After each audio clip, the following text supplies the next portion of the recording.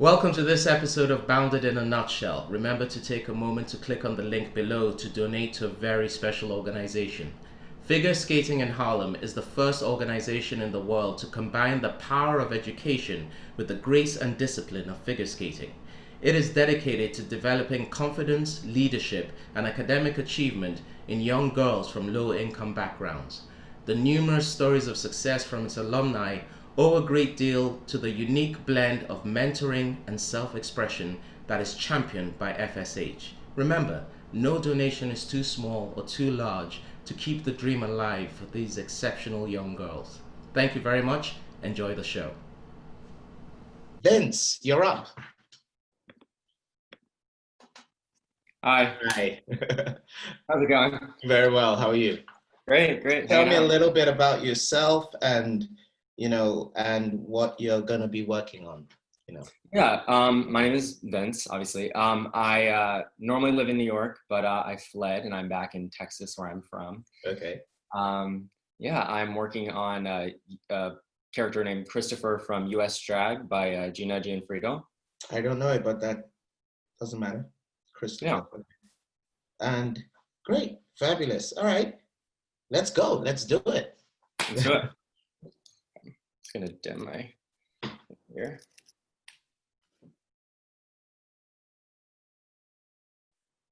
My parents sent me a telegram in Boston. Read book. Stop. Wish you would die. Stop. So we could live again. Stop. You're dead to us now. Stop. Goodbye. Stop. I called my sponsor. He said, if you ever doubted that you are the victim of toxic parenting of the most virulent kind, you don't have to send a telegram like that to someone with as many problems as I have, right? Right? You just don't. So I'm lucky to be alive. I'm lucky to be sitting here right now. Whew. What I've been through, God, I should be dead. Oh my God. Oh my God, you remind me of my sister. She smokes 5 packs of cigarettes a day and she lives in a trailer and she cuts hair. She's almost as smart as I am and she's cutting fucking hair. My parents did that to her. They spiritually murdered her and now they want me. Have you read my book? It's about child abuse. There's a scene in the book where my mom blindfolds me and hangs me upside down until I pass out. The spirit of the scene is true. When I didn't make the tennis team in high school, my mom just turned her back and walked out of the room. Being hung upside down in the dark is exactly what that felt like. I was on the Today Show last week. They wanted to know if my parents really did that. Hung me. They asked if it was true. And I said, yes. Yes, it is. It is true because it's my truth. So now my folks are like shunned at the country club or whatever. I don't know. Oh my God, can we just lie down on the bed and have you hold me? I'm sorry. I swear to God, I won't touch you. I find sex really, really frightening, but I haven't slept in 3 weeks because my parents want me dead.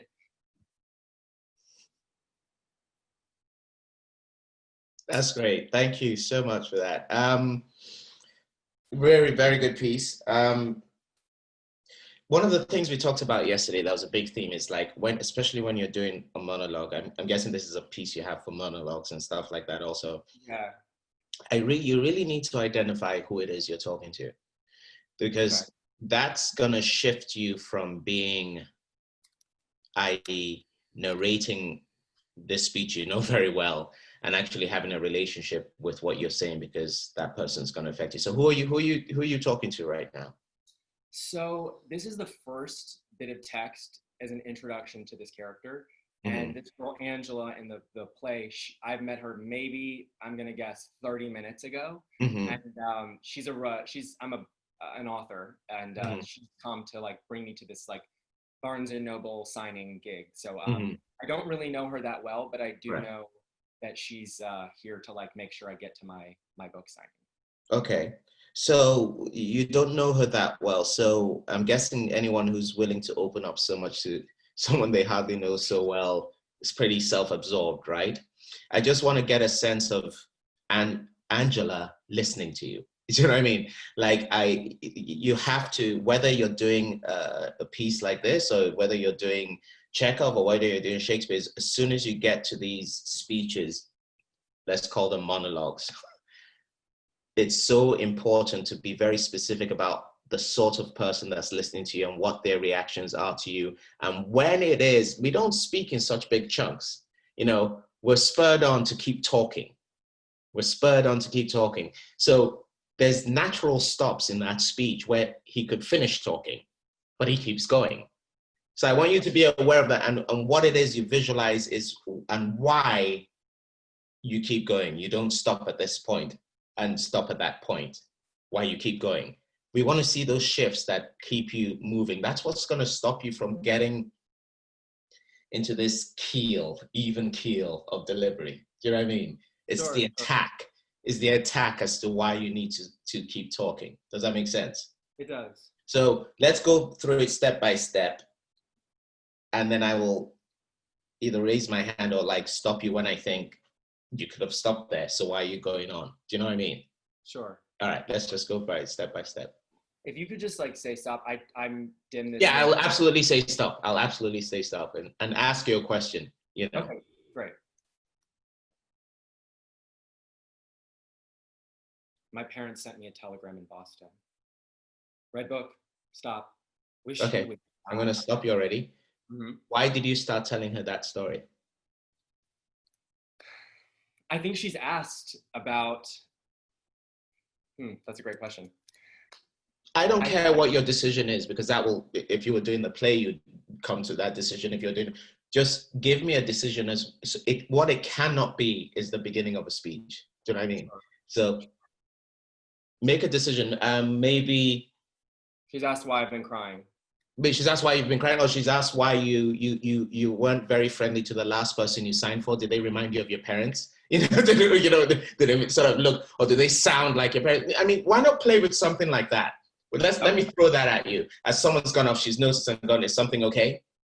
And launch into it that way. It could be a million things. Let's use that one as an example. Okay. My parents sent me a telegram in Boston. Red book, stop. Wish you would die, stop. So we could live again. Stop. You're dead to us now. Stop. Goodbye. Stop. I called my sponsor. He said, if you ever doubted that you're the victim of toxic parenting of the most virulent kind, I mean, you don't have to send a telegram like that to someone with as many problems as I have, right? Right? You just don't. I'm lucky to be alive. Great. You took a natural stop there, Vince. That was really good. Now, this next beat where you take the deep breath, I want you to be thinking about something. You're saying, I'm lucky to be alive. That's all I'm going to say to you, okay? Okay. But that was a natural stop. That came naturally there. Do you see what I mean? Like, as soon as yes. you did that, that was a much easier stop to identify than the ones we'll find later on in the speech. So go from the top again, and just remember what you're saying is that you're lucky to be alive, all right? Okay. My parents sent me a telegram in Boston. Red book, stop. Wish you would die, stop. So we could live again, stop. You're dead to us now, stop. Goodbye, stop.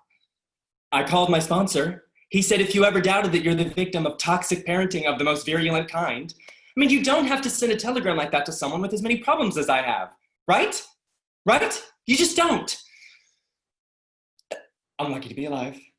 I'm lucky to be sitting here right now. What I've been through.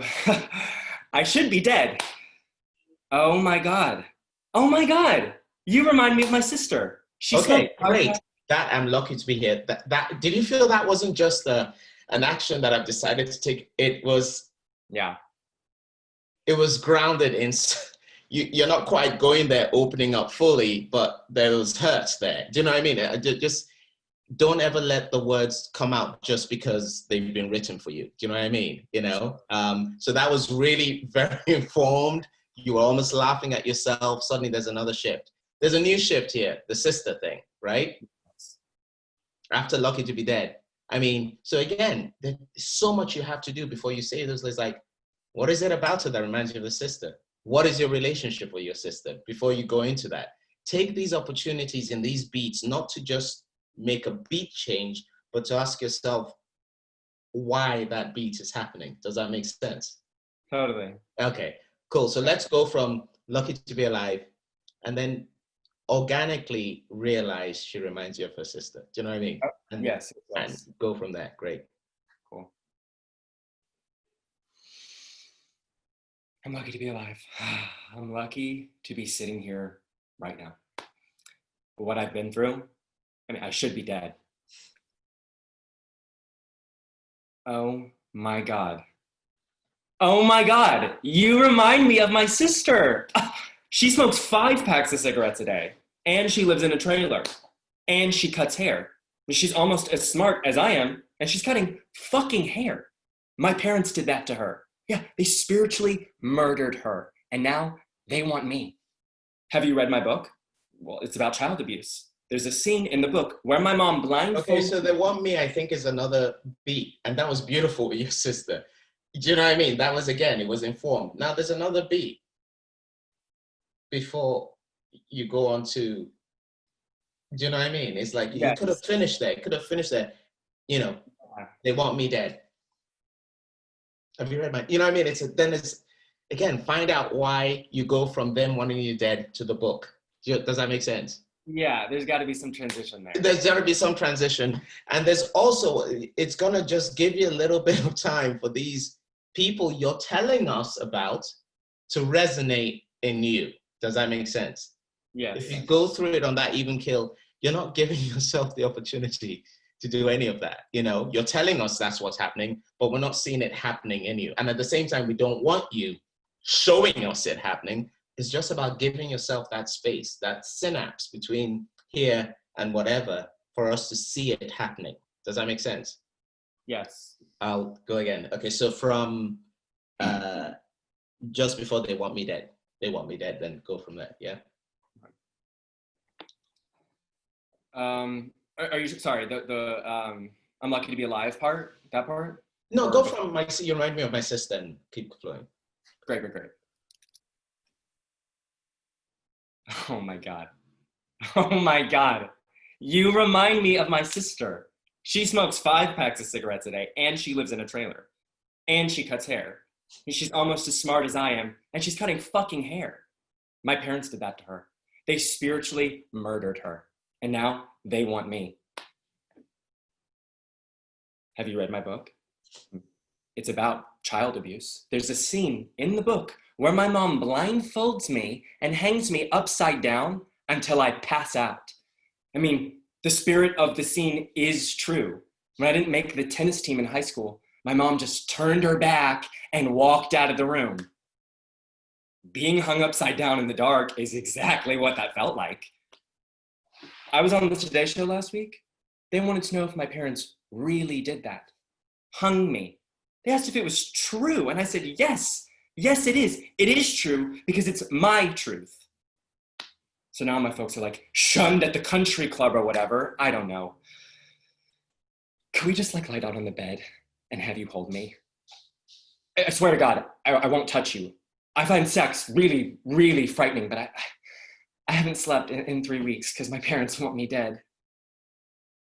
I just want to bring you back to that really, really lovely work with this. I want to bring you back to, I mean, this need to lie on the bed, I'm guessing is genuine. I mean, it's genuine, right? It is, yes, it's genuine. It is a genuine. Yeah, I just want you to take it back. And I'm going to take you back to the beginning with all we started and go once through, right through it. We're not going to, and there's a lot of repetition in this guy, you know, they want me dead. They want me dead. It used to get, can you believe, you know what I mean? You know, that's in my book. That's in my book. And I just feel when that's happening is a bit like if it were happening in Shakespeare's, it's not that you're trying to find a different way of saying them each time. It's telling you that there's something about hearing yourself say them once that makes you say it again. Do you know what I mean? Does that make sense? When you have repetition, there's something about hearing yourself say it once that you say, is it convincing you, convincing them? Is it that it resonates finally with you as you say it out loud? The hung me upside down is one of the things that gets me, is that you say it about, 3 times, right? About the hanging upside down. I mean, the first time, great. Can you fucking believe they did it? But she did. She did. I mean, I'm fine. I don't want to give you the reading for it, but there's always a reason for repetition, right? In a good writer.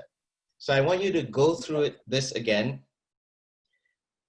Think of the beats we were talking about, but really think of where you end up, which is you're asking someone just hold me in fucking bed. So we have to see someone who genuinely needs that, unless they're just a player and they're just trying to find a way of getting this person in bed, which I don't think is the case here. You know, it's like, we need to find, without you finding the moment of I'm down, we need to see all this stuff you're talking, including the repetition, lead up to that place where you just fucking hold me. Do you know what I mean?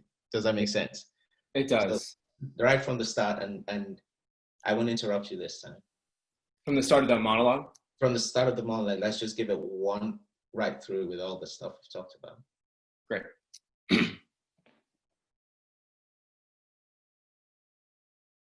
My parents sent me a telegram in Boston. Read book, stop. Wish you would die, stop. So we could live again, stop. You're dead to us now, stop. Goodbye, stop. Oh, I called my sponsor. He said, if you ever doubted that you're the victim of toxic parenting of the most virulent kind, I mean, you don't have to send a telegram like that to someone with as many problems as I have, right? Right? You just don't. I'm lucky to be alive. I'm lucky to be sitting here right now. And what I've been through, I should be dead. Oh my God. Oh my God, you remind me of my sister. She smokes 5 packs of cigarettes a day, and she lives in a trailer, and she cuts fucking hair. She's almost as smart as I am, and she's cutting fucking hair.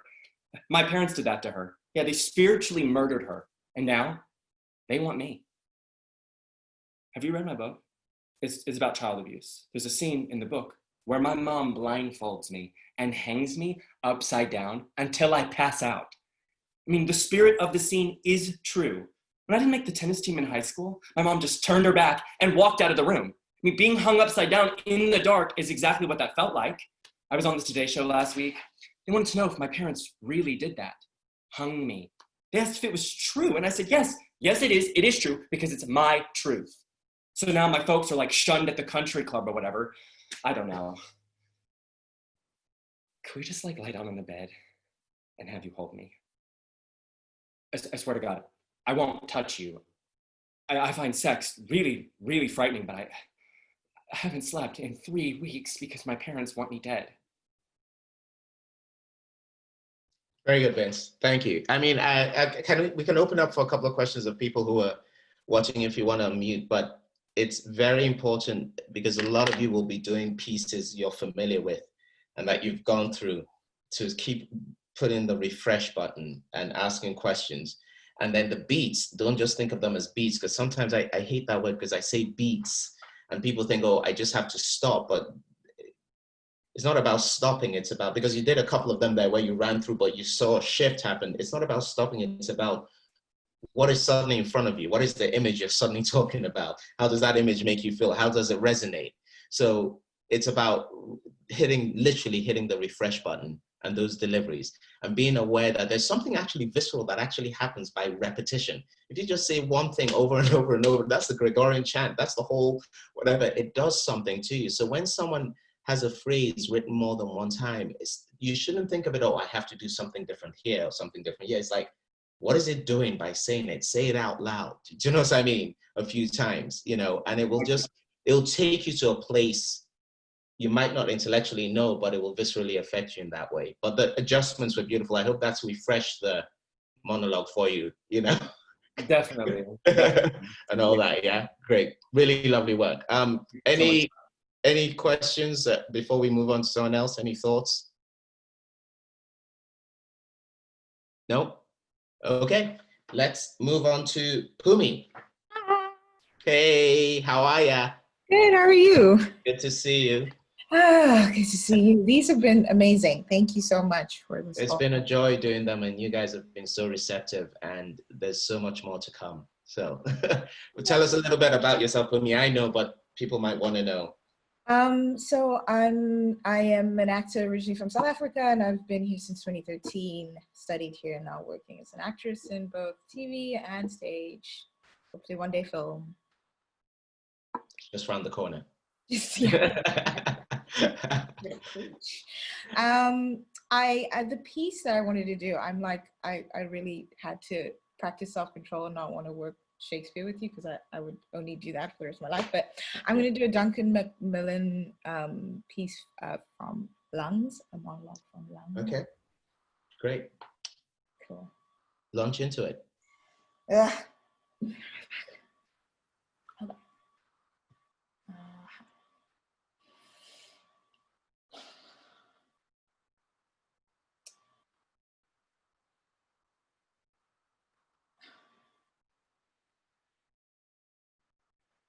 For the first time in ages, I feel a little clarity. I'm sad. I've been really sad, and I don't know if that's gonna ever go away completely. I'm sorry I haven't been able to tell you what I've needed. I don't know what I needed. Yes, I do. I needed you to be patient with me, to wait as long as it took. I needed you to be braver than me and to put your feelings second and to understand even when you didn't understand. To use your initiative for once and not need instructions. To imagine what it's like to miscarry. To realize that there are certain feelings that I'm trying to cope with and protecting you from, and that I'm working hard. Most of all, I needed you to not kiss someone else. So I'm being sensible for both of us. That's it. Lucky we don't have kids. So there you are. Sorry, that's so hard. Great. Yeah. Very good. Okay. Let's start with the first thing I spoke to. It's so fascinating to me. I will recommend it to everyone that's watching this. I've recommended it to everyone that's seen it. Ellen Novak, who is a teacher out at Yale and a dear friend, has written a book called Taming the Cyclops about acting. And one of the things I took away most about it is what she talks about, how you start, how you go into the room, your state, the questions you have to ask yourself. Because I will definitely say, at least for me, is I can tell how this audition is gonna go from the first line I utter of my scene or whatever. I can tell, oh, that's it. If I start it right, if all those things are there and I'm in it, the room can disappear. And at least I know I'll nail it. Whether you get the job or not, that's up to the gods of casting, whatever, but you can tell from the first line. So I'm gonna, two things here on Vince there, I meant to mention this to Vince also, is like, well done for dealing with really emotionally charged stuff without becoming, oh, this is the big moment. Both of you have been very good at that. It doesn't have to be, I'm not saying there aren't times when it's that, but it doesn't always have to be. Sometimes things are more powerful when you see someone on the plane, something, you know, that's big. But I'm gonna ask you a few questions. Okay, so who are you talking to?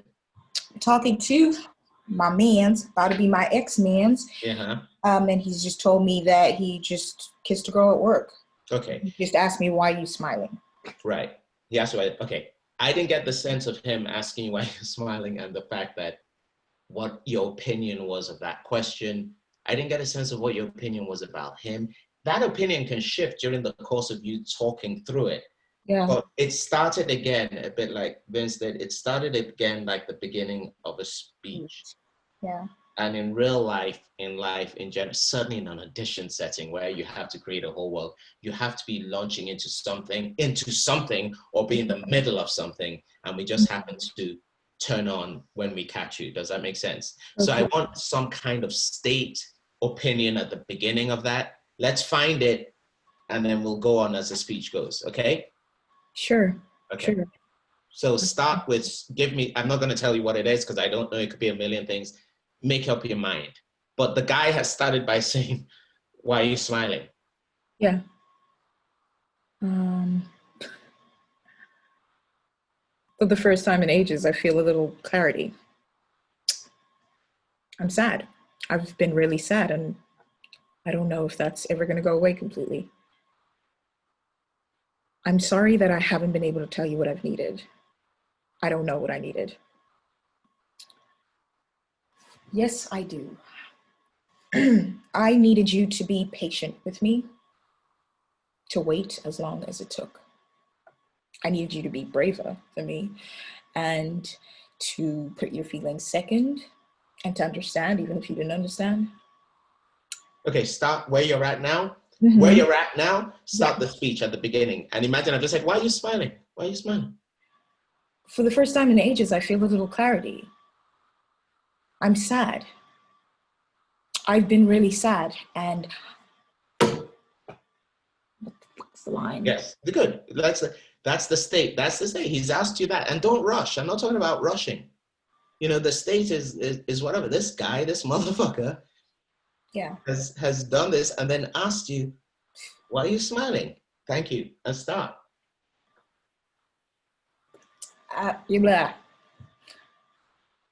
For the first time in ages, I feel a little clarity. I'm sad. I've been really sad, and I don't know if that's ever going to go away completely. I'm sorry I haven't been able to tell you what I've needed. I don't know what I needed. Yes, I do. I needed you to be patient with me, to wait as long as it took. I needed Okay, there's beats. Great start. It was so much more. Do you see what I'm saying? It was grounded and it threw you. Now, there's a shift here in that yes, I do. You know, there's something about talking to someone and he doesn't just write the next line you say. He actually gives you, yes, I do, which is the equivalent of, yes, actually, you know what, I do. You're sort of telling yourself that. You're realizing it. That's why he gives you, yes, I do. So that if there's going to be a massive shift in this, however you choose to play it, it's there. It's like you had this thing sorted out, you're going with it. You started at a more slightly accusatory, angry, suspended. It was beautiful. And then you do this weird thing of going, you know, speaking to yourself out loud. You know what? Yes, I do. That's weird. That doesn't actually happen that often. Yeah. It's a big thing for that to happen. And he's giving you that. So let's really use those moments, those shifts. Let's not just register, oh, there's a shift here in our heads. Let's give yourself time, if it needs time, or give yourself whatever to go. What does it mean to suddenly speak out loud? Yes, I do. And then carry on, yeah? Yeah. Let's go back. Just go from the start and go through that. Yeah. For the first time in ages. Nope, no, it's not. Yeah. That's not it.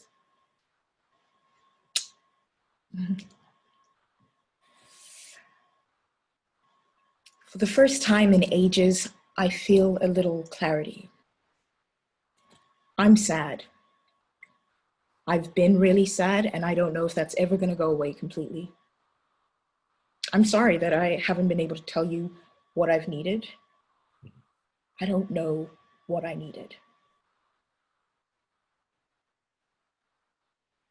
Yes, I do.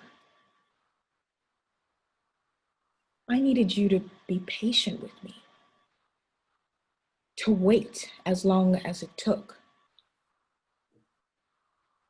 I needed you to be braver than me and to put your feelings second and to understand even when you didn't understand.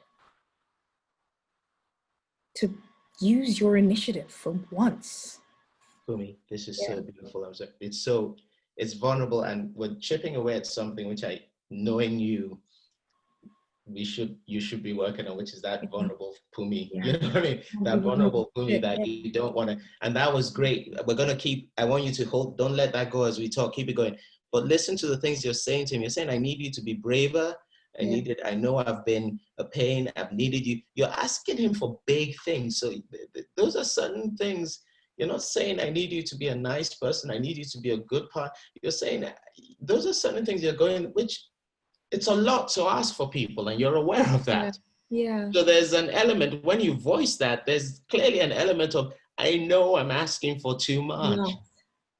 Yeah.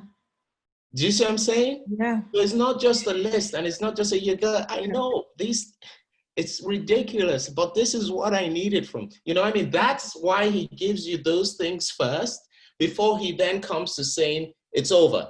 Yeah. Because you acknowledge it's a heart. So from where you're at, that state you're in, go from, yes, I do. Take your time to say those words, yes, I do, and then start talking to him with this awareness we're talking about. Okay.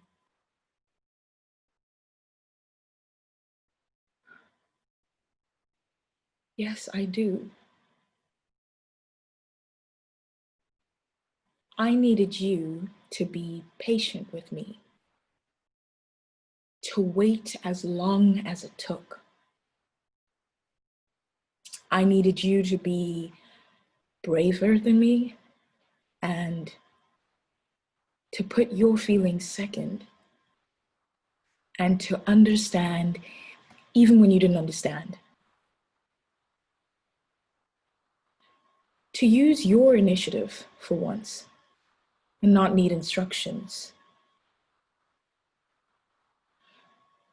To imagine what it's like to miscarry.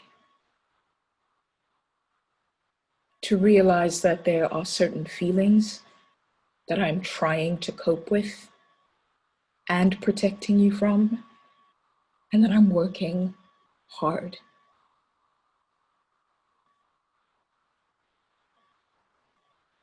Most of all, I needed you to not kiss someone else.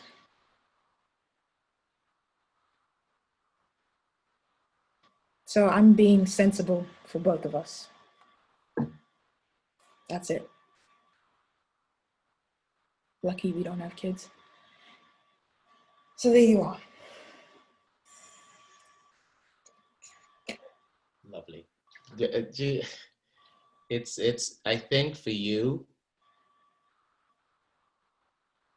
and I say this as someone, and other people can chime in who have it, one of the hardest things as an actor, and I continue to work at every time, is the armor, you know, like the chipping away at the armor, the chipping away at the armor. And we're not talking about deliberately. I'm not interested in watching you deliberately get emotional. I'm just interested that chipping away of the armor, guys, is it's not passive, but it's also not aggressive. It's about just being aware of what you're saying, why you're saying, and just questioning yourself of how you feel about it, you know? And the moment you started doing that, and it was beautiful, there was just a bit of shake in your voice because you didn't want to, that's not why you started this session, but it took you there, but you gave it, and then you came back on point, because that's the other thing. You don't just go into, because you have a point to make, but there's no point taking material like this if you're not ready to actually ask yourself what it means like for someone to just go, look, I know I've asked too much from you. That's the point of it.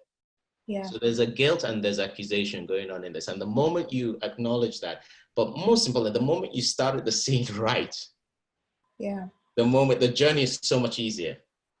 Always think about where you start the scene. Yeah. And then always think about what you're saying. Not just like intellectually what's on the page, but what does it mean to say, like, I'm asking you to be braver than you? How many of us are brave? You're saying, I know this is ridiculous. And that affects you knowing that, you know? I know I asked a lot. Yeah. And then it was beautiful the way, again, not fall into that trap of, are you kiss someone? But like, you know, it'd have been nice if you, I mean, there's a million ways you can play it, but that was an honest way. So that was very, very good work. Okay? Thank you, Do you have any questions? I did. I mean, I feel like this is a question I guess you find in a room, but I think, I mean, like you said, vulnerability is one thing to like chip away at and try and master as an actor, but I think I'm even more afraid of what that means when it's on stage and how to amplify it. And without, I think the minute my vulnerability is amplified, it immediately turns to anger so that it goes further. But I guess if there's any thoughts on what it means to... Look, one of the things that we've been discussing is, and Michael Greif was on earlier this week. He couldn't do this masterclass. He should be, because he's starting rehearsals or something. One of the things we talked about is directors look for the essence of an actor when you walk in. We spend so much time as actors and performers trying to second guess, and Jessica had said the same, second guess what they think they want. Second guess, if I do this, it'll be this. If I do this, it'll be to this. If I do this, but directors, casting directors, they want you, as Michael phrased it, they want you to fool them into believing what is your essence is what they're looking for. So if your vulnerability expresses itself when you're truly tapping into, as opposed to putting it on, into this anger at the fact that you made me vulnerable, anger that I've made myself vulnerable, and I'm seeing that, that's interesting. That's your essence. That's your phoenix rising. And that's who you are. So don't fight it. Okay. We actually get cast more on our essence than on our skill base, believe it or not. That is why you'll go into an audition, nail it, and not necessarily get the part, because your S thing wasn't what they're looking for.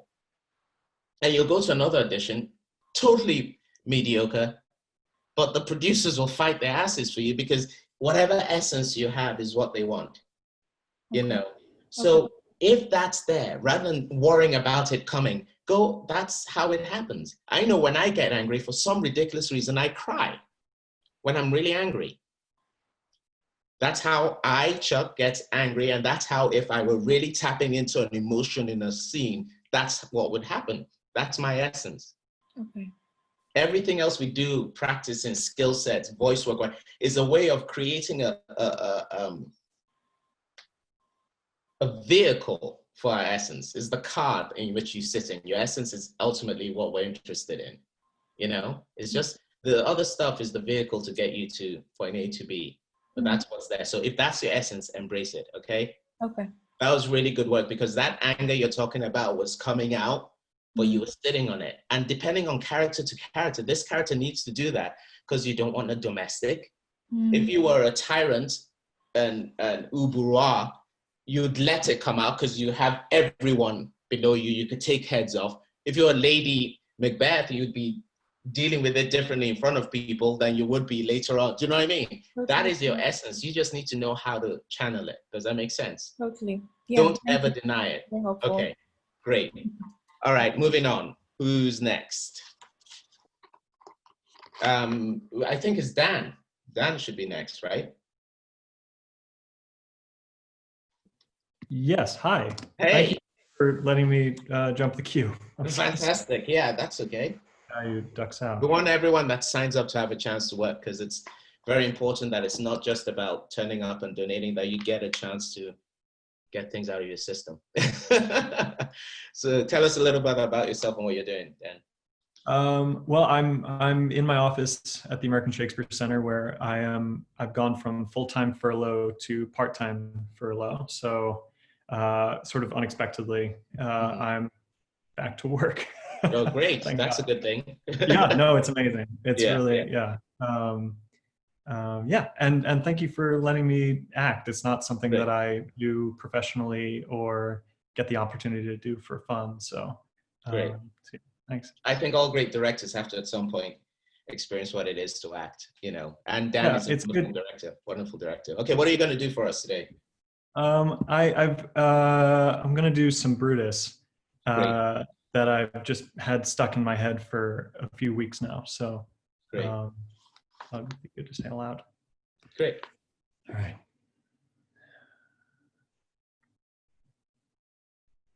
It must be by his death. And for my part, I know no personal cause to spurn at him, but for the general. He would be crowned. How that might change his nature, there's the question. It is the bright day that brings forth the adder, and that craves wary walking. Crown him, that, and then I grant we put a sting in him that at his will he may do danger with. The abuse of greatness is when it disjoins remorse from power. And to speak truth of Caesar, I have not known when his affection swayed more than his reason, but 'tis a common proof that lowliness is young ambition's ladder, whereto the climber upward turns his face. But when he once attains the utmost round, he then unto the ladder turns his back, looks to the clouds, scorning the base degrees by which he did ascend. So Caesar may, then lest he may prevent. And since the quarrel will bear no color for the thing he is, fashion it thus, that what he is augmented would run to these and these extremities. And therefore think him as a serpent's egg, which hatched would as its kind grow mischievous and kill him in the shell. Dan, thanks for doing one of my favorite all-time monologues. Well, and really lovely work. Thank you. Really lovely work. Here's my question is, what's the first line of this monologue?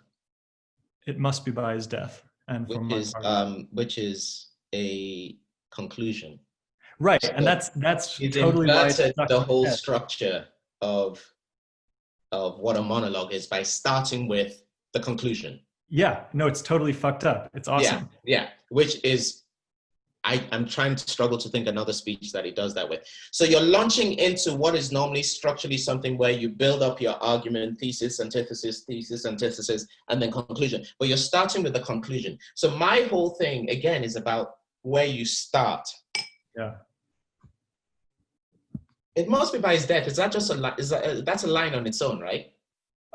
No, I think it's, and for my part is like a little. Okay, it must be by his death. And for my part, so two things that happen in that line. You're starting with a conclusion. Yeah. And he doesn't even give you the gift of making it a short line and beat. Immediately, right. he mid-stops it, and you still have to finish the line. Yeah. So not thinking technically, think humanely. What is that telling you to start there and yet not be able to linger and go on to the argument? What's going on with you mentally? Well, I think it's he knows it's not a good enough answer, or it might be the right thing to do, but it won't. He's going to have to do the extra legwork of explaining it, and so. To whom? Well, that's something that I am trying to wrap my head around as a director. Is you know, obviously part of it feels rehearsed for the sort of the public eye, but then in this moment, I do think there's also the rationalization of like, you know, he's thinking about killing his friend. Fantastic. Now, normally when, you know, you have monologues and you have the build-up, you can figure it out in your head why, and then you eventually go, okay, so this is what I'm going to do. But even on his own, he starts, I'm going to do this, and then talks to himself as to why he's doing it on his own. Yeah. Does that make sense? Yeah. That's a big thing to say.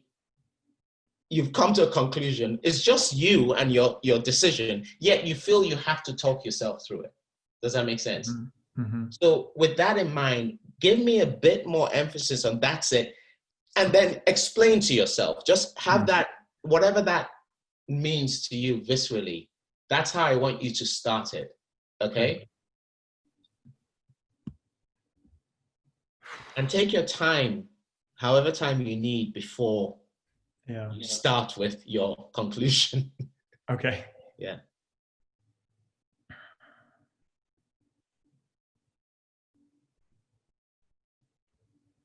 It must be by his death.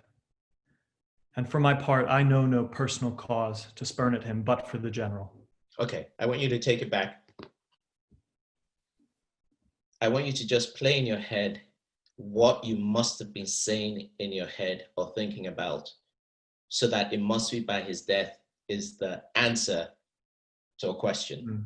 So again, we don't just start because it's the beginning of the speech. Right. We just happen to join you at this point of your thinking.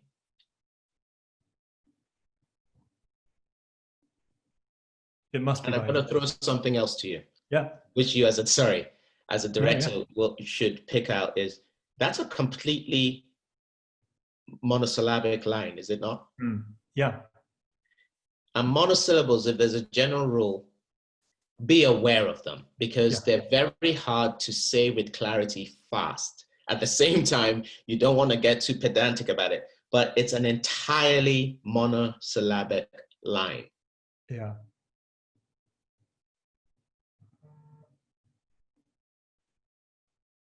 It must be by his death. And for my part, that felt odd. Do you know what I mean? It's like, it's really hard. And I guarantee you, if you start right, you'll embrace the fact that it's monosyllabic and just think of saying it slower and emphatically. Great. If we're going to take the general rule of monosyllabic line, take it slower and emphatically and place in your head, this is what I'm going to do. It must be by his death.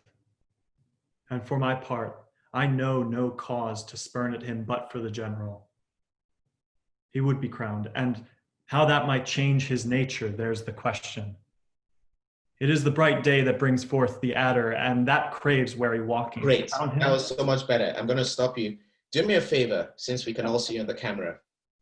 Yeah. At each punctuation for the first 3 or 4 lines, right? Sure. I want you to, you're on a swivel chair, so that's great. Swivel whatever, and each change of thought, swivel the other way and say it. Each change of swivel, then say it. Then say, you know what I mean? Sure. Each time you take a turn in your thinking. Not punctuation point, just each time you take a turn in your thinking. Okay, I might not know the speech well enough. Great. And the reason I'm asking you to do this is to do it slowly. So we watch it happen. It's deliberate to make you slow down with your beats. Yeah? Okay.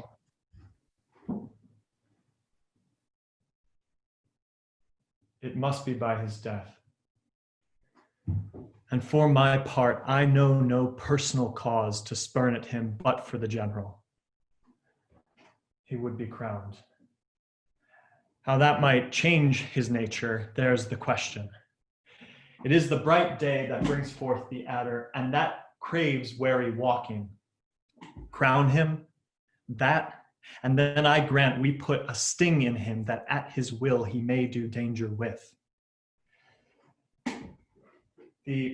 What's the line? Sorry. Do you feel that changing with, that was really, start from the top again.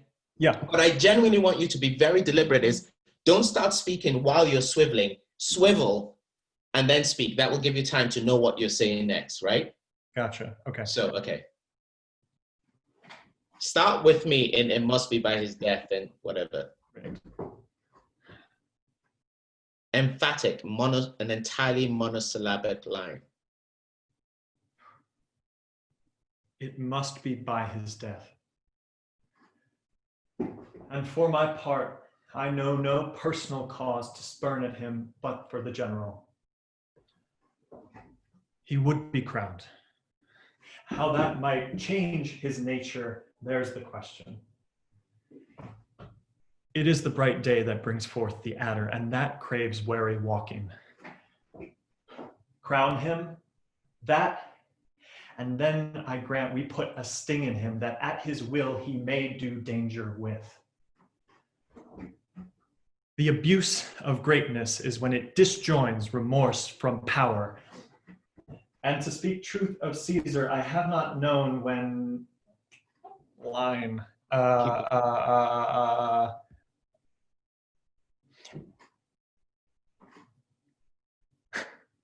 have not known when his affections swayed. And to speak truth of Caesar, I have not known when his affections swayed more than his reason. But 'tis a common proof that lowliness is young ambition's ladder that whereto the climber upward turns his face.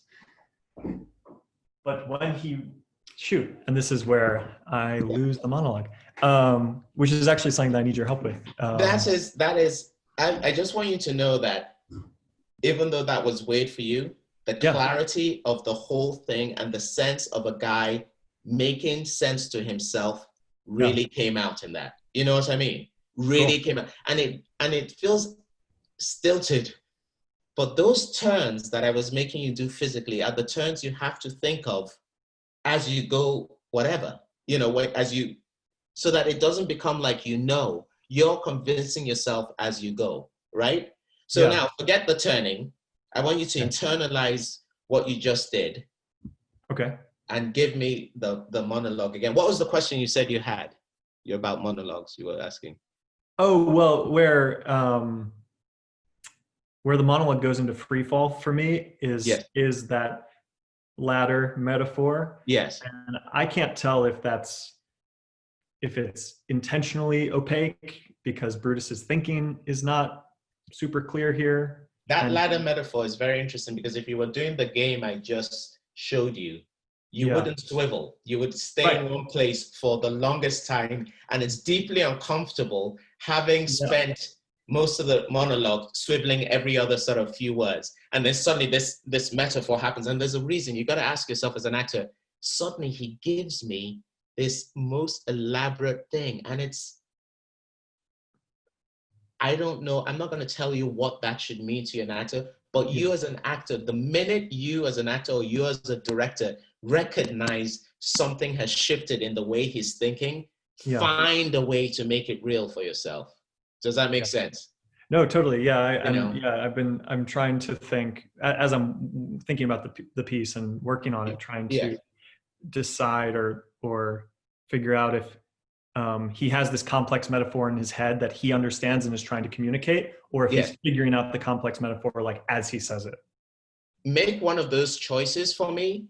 Go back to the beginning of the speech and do the whole thing, but make one of those choices when you get there. And I want you to have a sense of those shifts you were making in your thinking and take whatever time it needs. Okay? Yeah. But when you get to that metaphor, it's convoluted, it's complicated, it's elaborate. Find what that would mean to you as Brutus in that moment. I don't care. The audience ultimately doesn't care what it is, but they have to feel something else has shifted here, right? Yeah. Okay.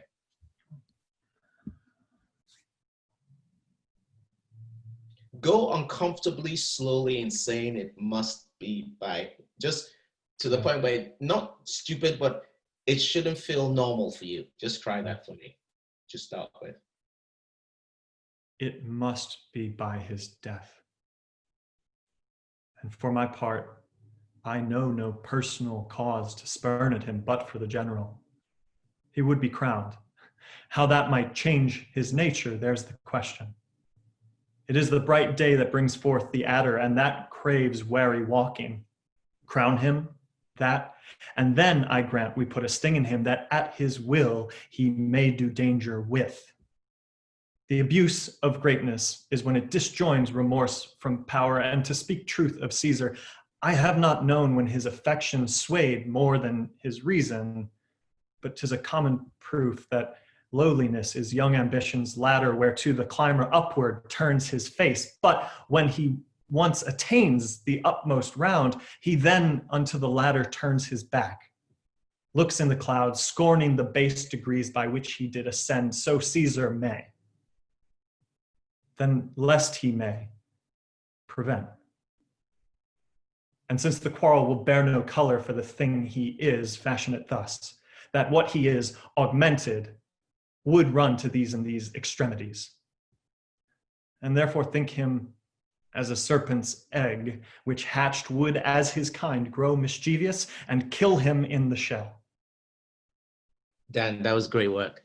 I don't know if you felt that as you came out of the metaphor and went back to your more comfortable, augmented, it was almost like a relief. Do you know what I mean? No, yeah. It was like, oh, thank God. I started with the conclusion. I arrived at the same one at the end. Like, thank exactly. God. If it had been a different conclusion. It's all about being aware of the fact that this is suddenly this long thing and naturally going, oh, okay, I've got to the end of it. We should always, all our senses, all our you call it instinct. We often say, I have a feeling this is, yes, there's probably a good reason for that. So navigate it for yourself. Does that make sense? Don't try to be frightened of the fact that something doesn't seem right here. Mm-hmm. Oh, my director brain is spinning because now, I can't wait to work on this with an actual actor, Yeah. because there is like a fun suspense in the middle there where it's like, oh, maybe he'll, you know, He'll talk himself out of it. yeah, And that's why it's yeah. convoluted. And then he comes back to augmented. Right. Give him that lovely that one word that. It's the guy trying to figure out, really open. Kristen Linklater, who'll be coming on later on in this, guys, will probably, I'm guessing, talk about the sounds of words, not just their meaning, but literally what the sound of a word can do to a speech.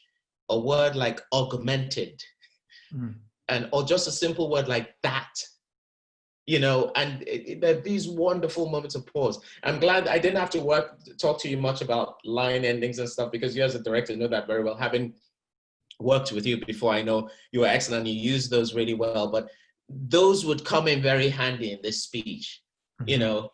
I mean, and to end the first line, and for my part, I know not what, you know what I mean? There's so much you could do. Most people want to run it through, and for my part, I know not what no, but if you ended it at the line ending, and for my part,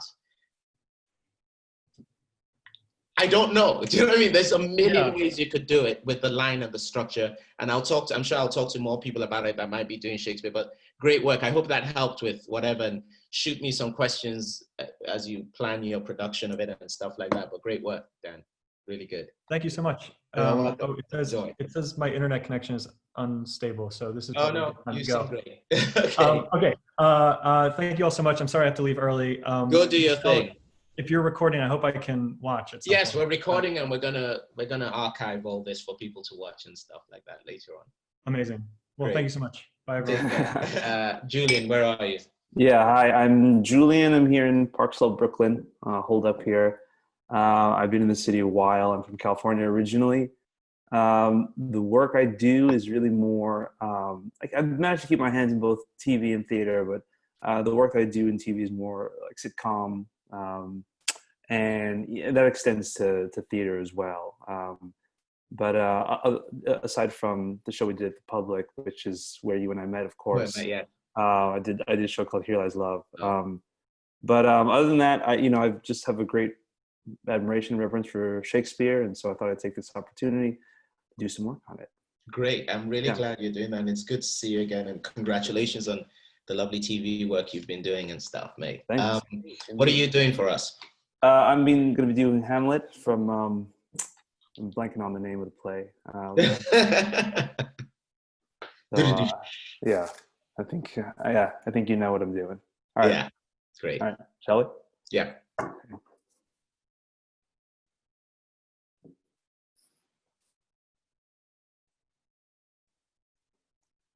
To be or not to be? That is the question. Whether it is nobler in the mind to suffer the slings and arrows of outrageous fortune, or to take arms against a sea of trouble and by opposing end them. To die. To sleep. No more. And by asleep,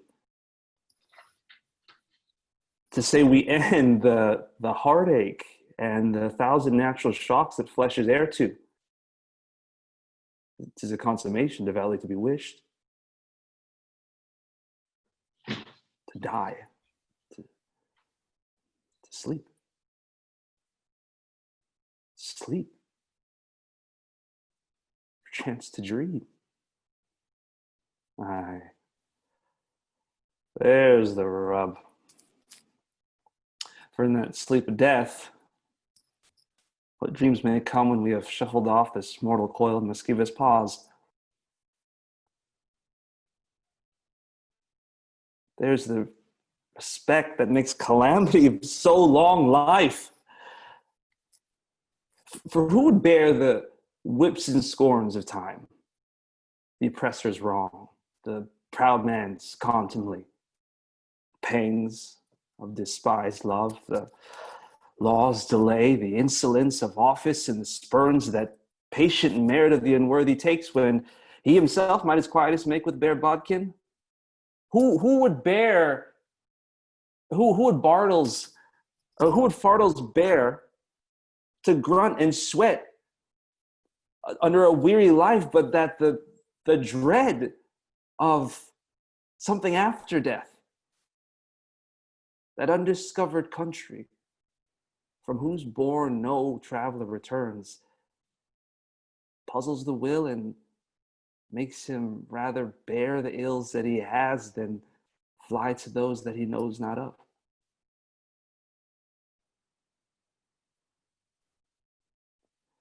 Thus conscience does make cowards of us all.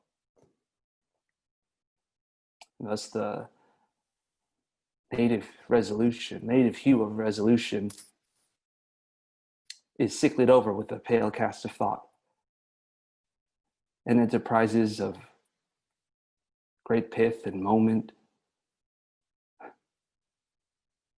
with this regard, their currents turn awry and lose the name of action.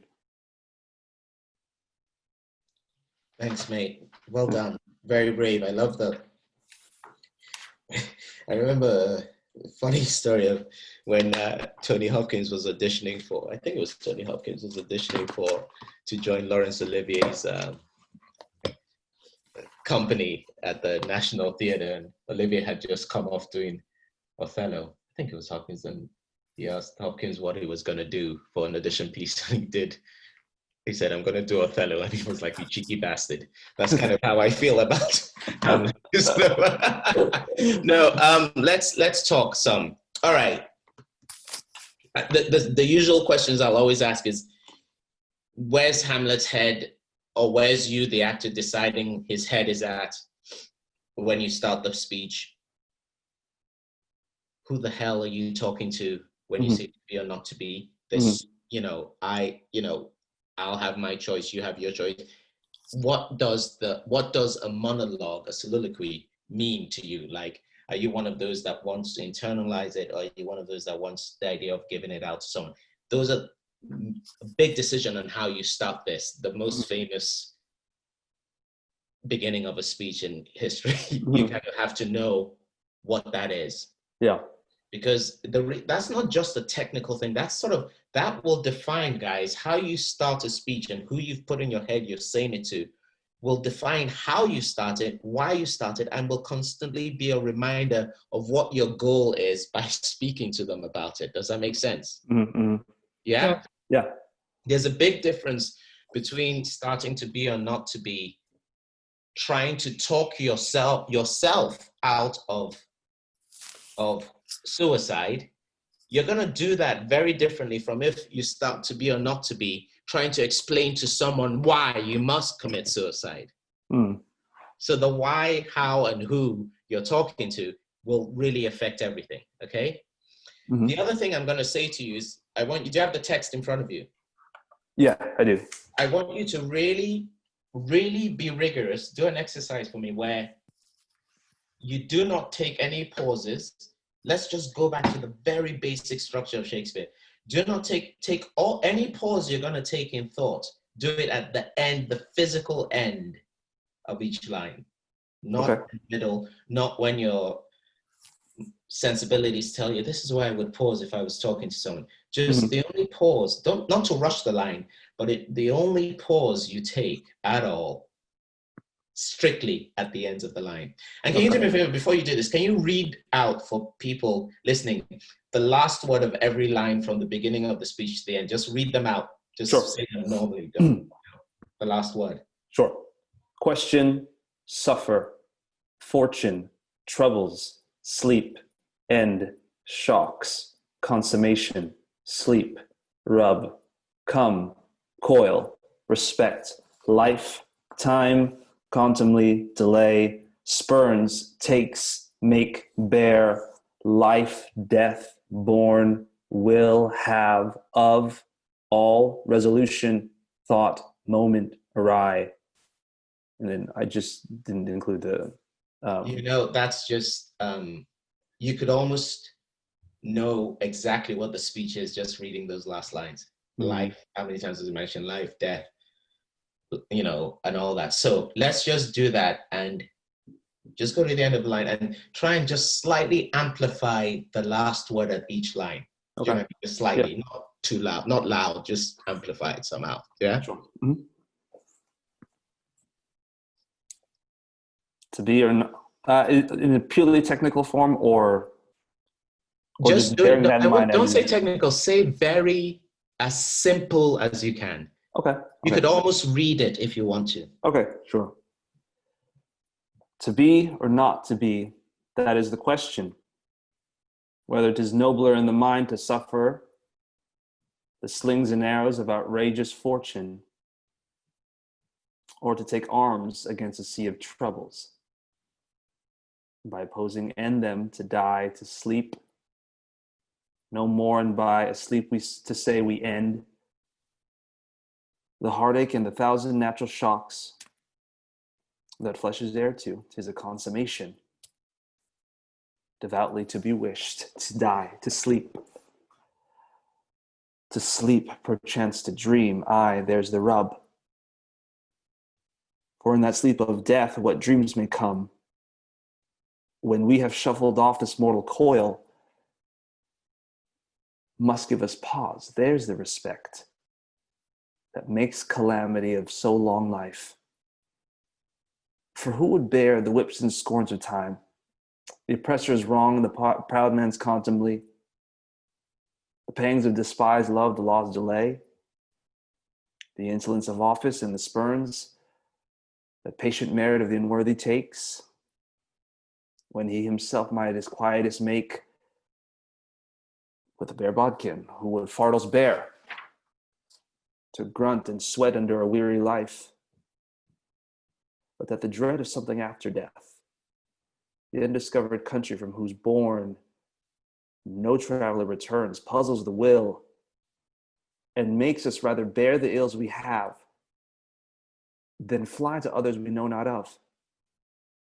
Thus conscience does make cowards of us all, and thus the native hue of resolution is sicklied o'er with the pale cast of thought, and enterprises of great pith and moment, with this regard their courage turn awry, and lose the name of action.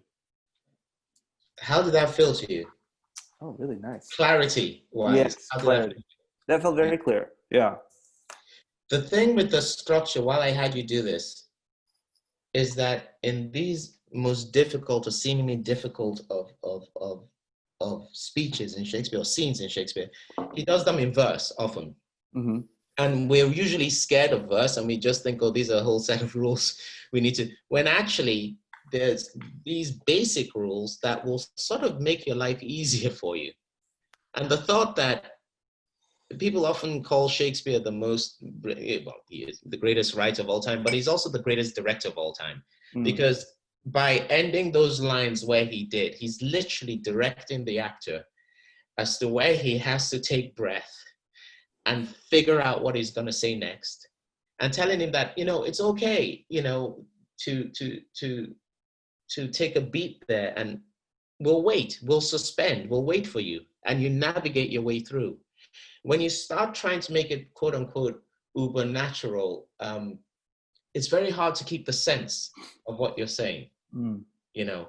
But the first rule I'm going to give you for this, your next pass at it, is to bring back what you started with, right? Make those decisions about who you're talking to, why you're talking to, and what is it? Like, are you trying to explain to people why you have to die, or are you trying to talk yourself into killing yourself, or talk yourself out of killing yourself? Just make a decision. What do you? I'm trying to explain why I can't make the decision. Great. Okay. And bring all that back, but try to just hold on to this thing where you don't take any of those beats or pauses, except for when you've hit the end of the line, right? Mm-hmm. And always don't think of it as emphasizing the last word. I can't remember who said so, but think of it as launching into the next line. You're using the last word to launch into the next one. So to be or not to be, that is the question, whether it is noble in the mind to suffer the slings and arrows of, you know what I mean? Just use as if like the thought of being born on that last is being line. Born on that, as if the thought for the next line is being born. That's a great way of putting it. Born at the end of the line before, right? Mm-hmm. and see how that forces you, A, to think quicker and forces you to think clearer, but with all that emotion and stuff that you had sitting on, right? Mm-hmm. Great. Okay. Right. And pay attention, again, what I said before, monosyllabic. It's not a fully monosyllabic line, but a lot of it is to be or not to be. It can't be to be or not to be. It just doesn't come out clear, literally, you know? Mm-hmm. Okay.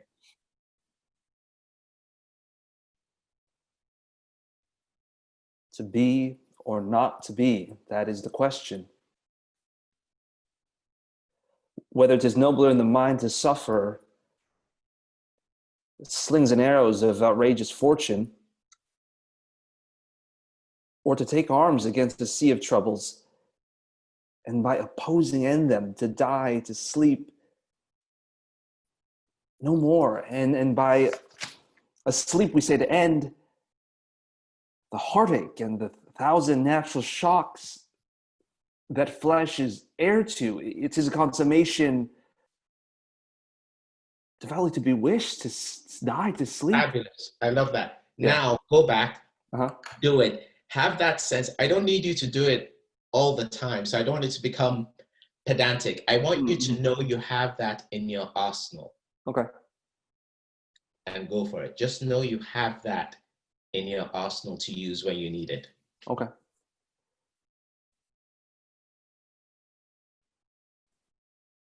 To be or not to be, that is the question. Whether it is nobler in the mind to suffer the slings and arrows of outrageous fortune, or to take arms against a sea of troubles, and by opposing end them, to die, to sleep, no more. And by sleep, to say we end the heartache and the thousand natural shocks that flesh is heir to. 'Tis a consummation devoutly to be wished. To die, to sleep, and perchance to dream. Aye, there's a rub. For in that sleep of death, what dreams may come, when we have shuffled off this mortal coil, must give us pause. There's a respect that makes calamity of so long life. For who would bear the whips and scorns of time? The oppressor's wrong, the proud man's contumely, the pangs of despised love, the law's delay, the insolence of office and the spurns that patient merit the unworthy takes, when he himself might as quietest make with a bare bodkin. Who would fardels bear? To grunt and sweat under this weary life, but that the dread of something after death. The undiscovered country from whose bourne no man returns, puzzles the will,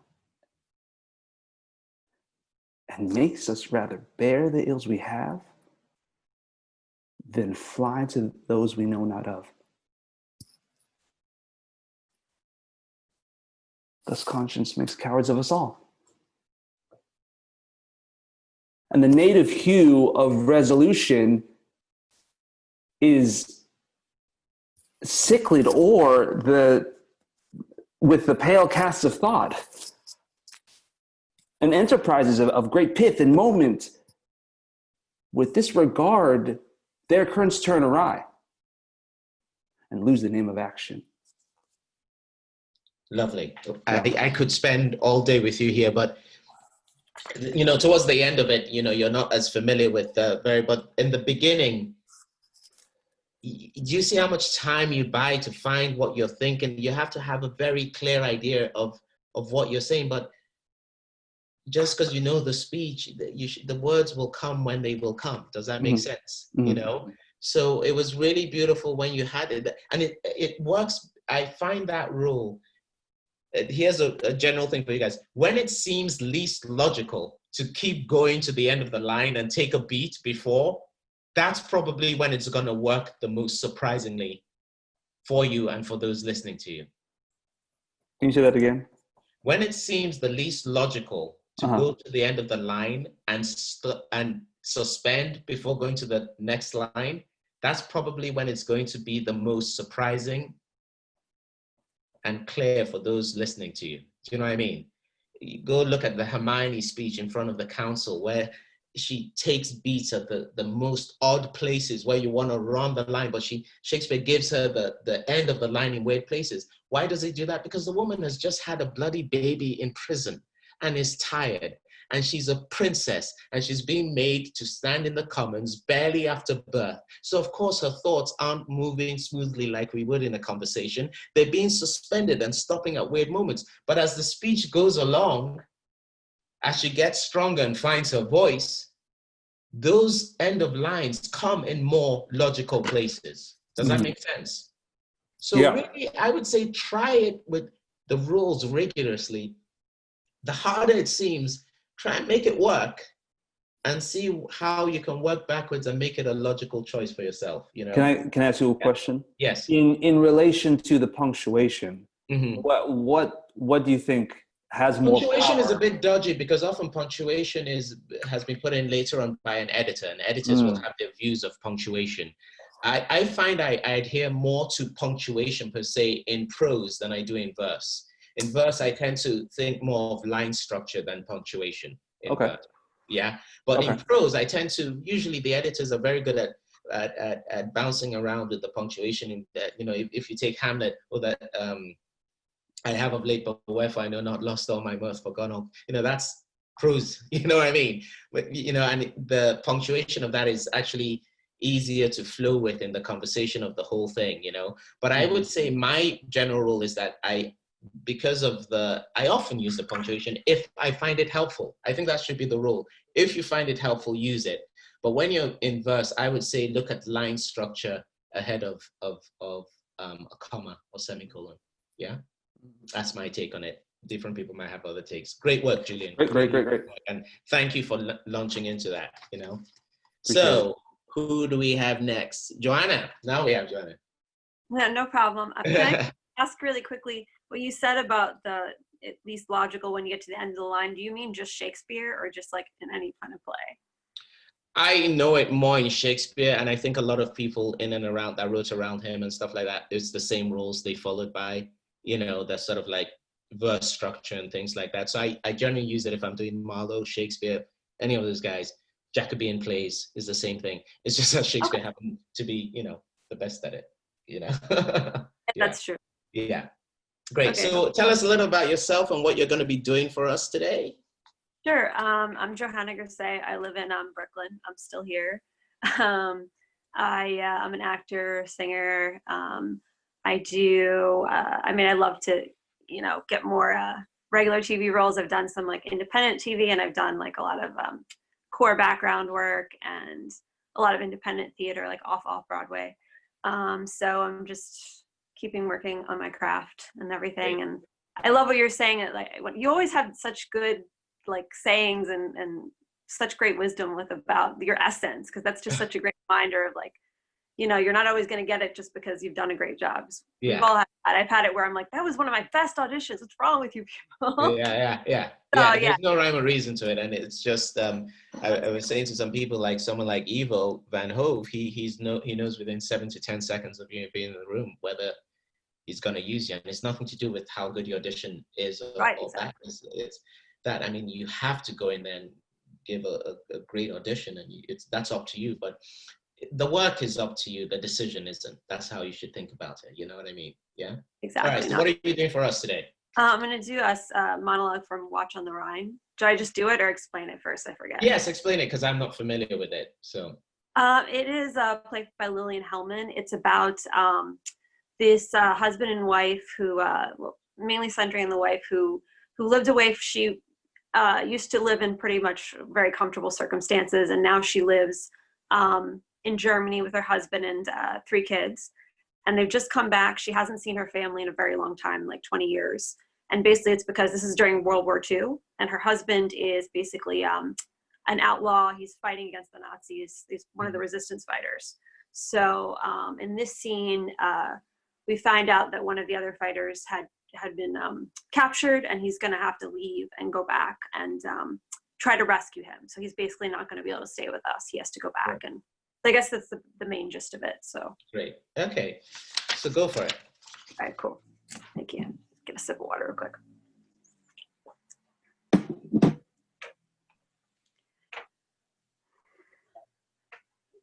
Of course, you've got to go back. I guess I was trying to think it wouldn't come, but Kurt's got to go back. He's got to go home. He's got to try and buy them out. He'll do it too. You'll see. It's hard enough to go back. Very hard, but if they knew he was coming, they want Kurt bad. Almost as bad as they wanted Max, and there are hundreds of others too. Don't be scared, darling. You'll get home all right. You'll see. You've done it once before, and you'll do it again. Don't be scared. You'll get Max out all right. And then you'll do his work, won't you? That's good. That's fine. You'll do a good job. The way you've always done. Kurt doesn't feel well. He was wounded and he gets tired. You don't feel well, do you? Don't be scared, darling. You'll get home all right. You'll see. Don't worry. You'll get home. Yes, you will. You will. There you go. Sorry, I was quite a bit nervous. That's okay. That's okay. So who are the two people you're talking to? You're talking to Kurt and who? Kurt is my husband. I'm talking to him, but I also have my mother and brother, who those are the ones I haven't seen, and we've been staying with them for maybe about a week. Okay. So I'm talking to both him and them. So okay. So what is your I'll use the word. What is your state? What's your mental and emotional state when we join you in this speech? It's right after, he says to me, I said, the family had said, oh, well, we're going to figure this out. He's not going to have to go. And I'm like, well, you don't understand. Because what I didn't mention is basically part of the reason they have this whole situation is because there's another person who is staying with them who basically is trying to bribe, and he's basically threatened to, tell Kurt's whereabouts. Sorry, hopefully I'm not making this too confusing. Yeah. My point is this, is that with the details of that, you're trying to, if I were to ask you in that classic thing of what are you trying to make Kurt feel and your family feel, what would that be? I think I'm trying to make, to build him up and make him feel better. I think I am also, though, very terrified because that's something I try, you mentioned about not playing emotion. I think sometimes I try too hard with this because it says she's crying at the end. I'm like, I should be emotional. But it's hard. I'll tell you one thing is that, if they want tears, make them pay. Don't worry about it. So, I mean, it will get in. Jessica Hector was speaking very specifically. It will get in your way.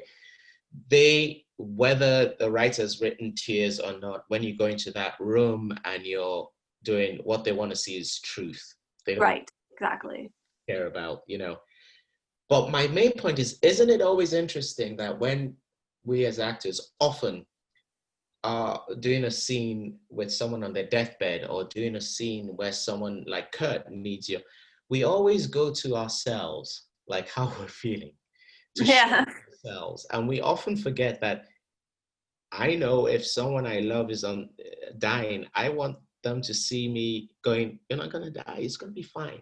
Yeah, exactly. Someone I know is going to, is when I say, you'll get him and you'll come back, it's completely fine. All that other stuff can be going on there, but I've never, what the last thing they want to do, and the last thing you would do, you might cry while you're saying you're going to be fine. They might be angry tears, I don't right. about that, but it's about them. So absolutely. I would say start this whole scene again. Okay. Very strongly telling yourself who this is for. Mm-hmm. Not showing, if you do it and we get the story, we'll know what, just try. You're right. It. Yeah, great, let's try that. Okay, thanks.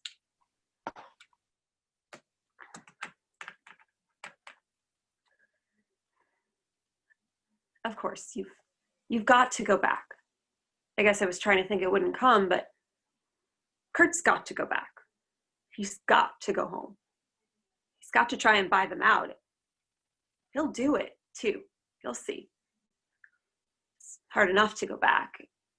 Very hard, but they knew Kurt was coming. They want him bad, almost as bad as they wanted Max. And okay, great. Already so much more strong. Really? Okay. That's the wife I want to have. That's the, you know what I mean? Now, the next thing I'm going to say technically is that clearly you know this speech and you feel that you have to keep, every time you repeat yourself, it's for a reason. Yes, absolutely. It's either for you or it's a reaction you've seen in them that they don't believe in and you want to make it right. And also think about the first thing I said with Vince is like, with speeches, they could end, and Jessica made a great point of it, with speeches, they could end so much sooner than they often do. Why do people keep talking for so long? Mm-hmm. I need to know why you doesn't end like, Kurt will get him back. That's it. Go on, Kurt. But you keep. So give yourself the time to figure out all the, and then why you keep going, why you keep saying these things, you know? And don't fall, be very careful of falling into a regular pattern just because it's written in a regular way, you know? The motivation for speaking. That's why I said have a very clear idea of your, is it your, you say brother and sister, who's there? Yeah, it's the mother and the brother who kind of don't. And a very clear idea of Kurt and what they're giving you back as you speak to them. That's what's going to keep us engaged, and that's what's going to make us see the shifts, and that's what's going to stop you from falling into a speech pattern. Yeah, because I don't want, that tends to be as you do monologues again and again. And of exactly, course exactly. So let's hit the refresh button with that. So okay, I'll do my best. Okay.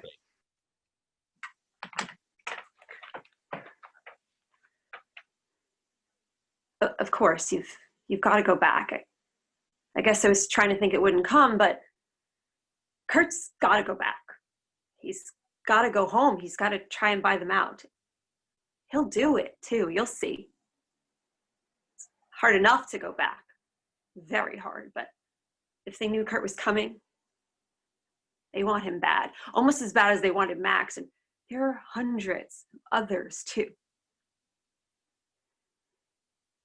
Don't be scared, darling. So if they knew Kurt was coming, who's that? The Nazis? I'm sorry, say it again?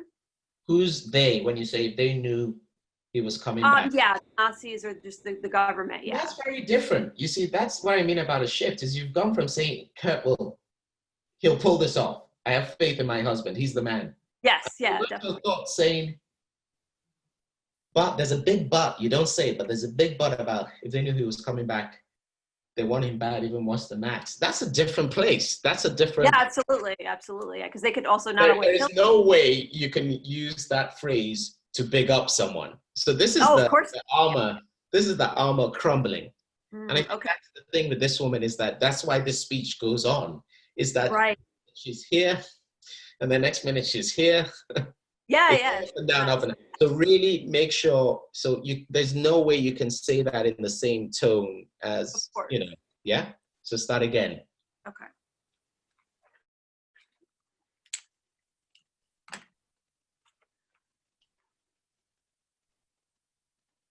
Of course, you've got to go back. I guess I was trying to think it wouldn't come, but Kurt's got to go back. He's got to go home. He's got to try and buy them out. He'll do it too. You'll see. It's hard enough to go back. Very hard. But if they knew he was coming, they want Kurt bad, almost as badly as they wanted Max, and there are hundreds of others too. Don't be scared, darling. You'll get home all right. You'll see. You've done it once before, and you'll do it again. Don't be scared. You'll get Max out all right. And then you'll do his work, won't you? That's good. That's fine. You'll do a good job. The way you've always done. So what's his work? That was lovely up in there. What's Max's work I can do? The work you'll do, his fighting against the Nazis, So you say you'll get Max out. Don't be scared. You'll get him, Max. But then after you've done that. Yes. you're gonna then keep doing this shit. You're gonna then keep doing his work. Yeah, because she realizes at first, right in that moment, that I kind of imagine it as he's not totally looking at me because he doesn't want to admit that this part is true that I haven't realized yet. Right. Is that I So realize there's a realization of, I didn't see enough. You didn't give yourself enough time to go. okay. That's what's gonna happen, right? These are the shifts I, as someone watching you, is gonna be looking for. So Okay, go got from don't be afraid, and give me that shift you're talking about afterwards. Yeah. Okay. Should I start at the beginning or just from the? No, from like don't be. The beginning was lovely. That was Okay. like it was really good and stuff. So whatever, don't be. You caught yourself going Okay. into that scared thing. So go from there. Okay. Another sip of water.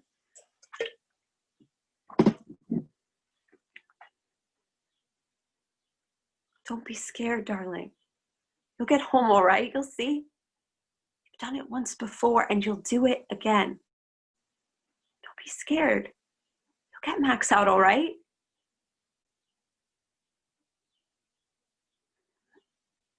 And then you'll do his work, won't you? That's good. That's fine. You'll do a good job. The way you've always done. Kurt doesn't feel well. He was wounded and he gets tired. You don't feel well, do you? Don't be scared, darling. You'll get home all right. You'll see.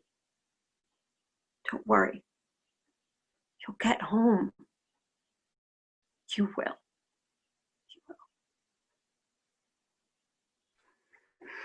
You see how different. Felt better too. Yeah. As soon as you give yourself the moment to realize he's staying, Yeah, he won't come back right away. For the rest of it is there, and it was easier for you to go.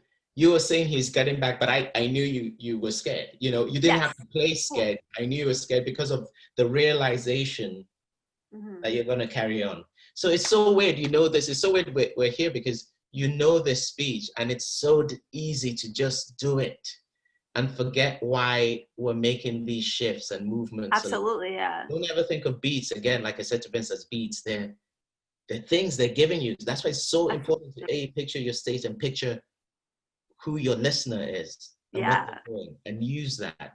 You don't have to show me how you're reacting, but just make sure there's a reaction and then use that, you know? I will see the reaction if it's real. That makes sense. That's right. Yeah, no, it makes sense. That was really just so much better. And the brittleness of the woman is there without having to play scared and crying. All the emotion of a wife knowing her husband might never come back was there. And that's the story. That's the beginning. Yes, exactly. Yeah. Monologue. Yeah? Yeah. All right, good. I hope that was helpful, but no, it was very helpful. Thank you. Really good. And then again, I'll come back to that thing about tears.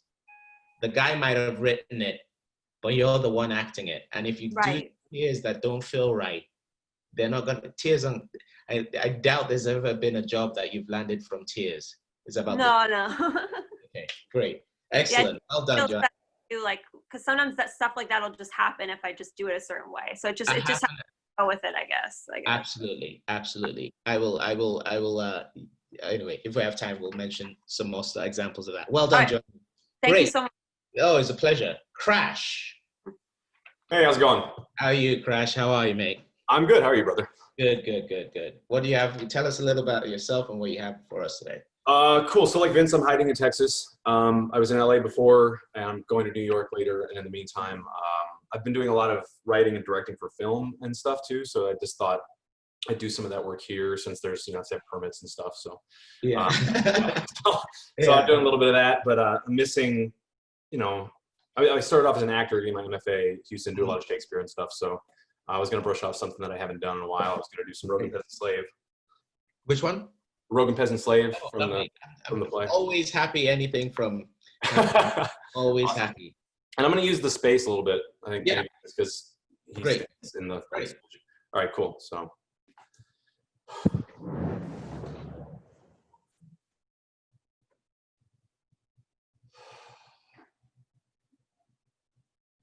Oh, what a rogue and peasant slave am I.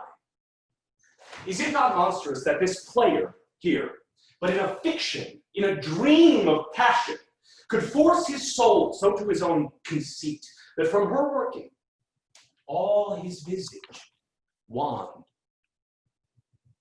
tears in his eyes, distraction in his aspect, a broken voice, and his whole function suiting with forms to his conceit, and all for nothing, for Hecuba. What's Hecuba to him, or he to Hecuba, that he should weep for her? What would he do had he the motive and the cue for passion that I have? He would drown the stage with tears, and cleave the general ear with horrid speech, make mad the guilty and appall the free, confound the ignorant, and amaze indeed the very faculties of eyes and ears. Yet I,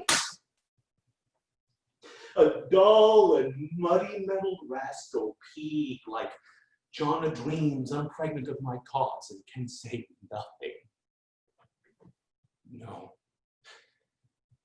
not for a king, upon whose property and most dear life a damned defeat was made. Am I a coward? Who calls me villain, breaks my pate across, plucks me by the beard and blows it in my face, tweaks me by the nose, and gives me the lie of the throat as deepest to the lungs? Who does me this? Huh? Zoons. I should take it, for it cannot be but I am pigeon-livered and lack gall to make oppression bitter. Or ere this, I would have fatted all the region kites with this slave's awful, bloody, bawdy villain, remorseless, treacherous, lecherous, kindless villain! Oh, vengeance! Oh, why, what an ass am I! This is most brave, that I, the son of a dear father murdered, prompted to my revenge by heaven and hell, must like a whore unpack my heart with words, and fall a cursing like a very drab of scullion fire from it. Ah! About my brain. I have heard that guilty creatures sitting at a play have by the very cunning of the scene been struck so to the soul that presently they have proclaimed their malefactions. For murder, though it hath no tongue, will speak with most miraculous organ. I'll have these players play something like the murder of my father before my uncle. I'll observe his looks. I'll tempt him to the quick. If he but blench, I know my course. For the spirit I have seen may be the devil, and the devil hath power to assume a pleasing shape, yea, and perhaps out of my weakness and my melancholy, as he is very potent in such spirits, abuses me to damn me. I'll have grounds more relative than this. The play's the thing, wherein I'll catch the conscience of the king. Lovely, thank you.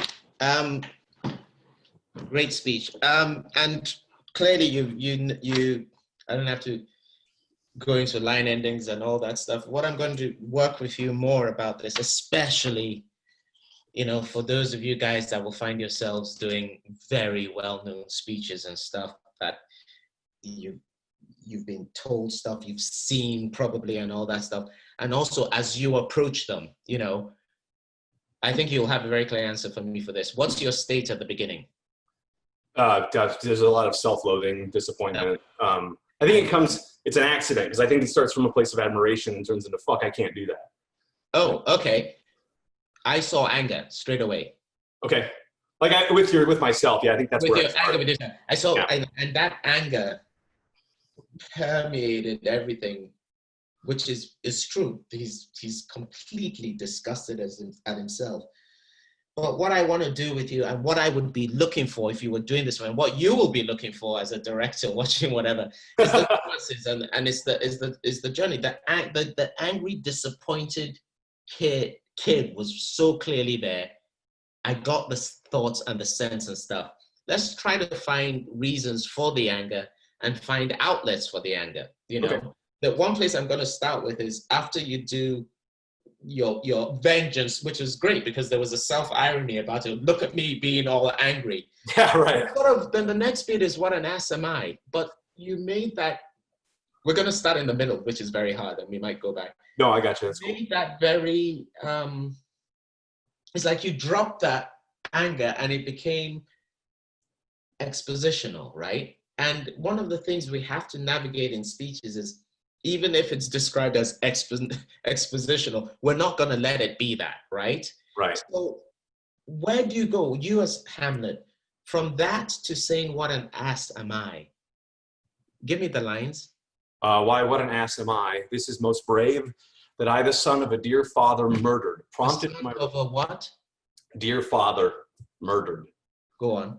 Prompted to my revenge by heaven and hell, must like a whore unpack my heart with words. Great. There is, just think of a father. I want you to keep thinking of one thing when we do this again. Father, father, father. This is all about the son and that weird relationship sons have with their fathers, right? Do you know what I mean? Yeah, yeah. And there's that what you say there, look at me, the son. The whole point, don't forget the whole point of your argument is that this guy is crying for Hecuba, whereas I'm sitting on my ass who's lost a father. So what I'm trying to say to you is that in amongst all that self-loathing and anger is also self-discovery. And don't just tell us about the discovery, discover it in the moment. Do you know what I mean? Yeah, yes. So the irony, you're going with it, and then you realize, I'm an ass. My dad is dead. So what I was seeing there was, again, is a bit like what I was talking to Johanna about, was I was seeing what was going on with you and your relationship with you, but I was missing what the relationship with your father, Yep.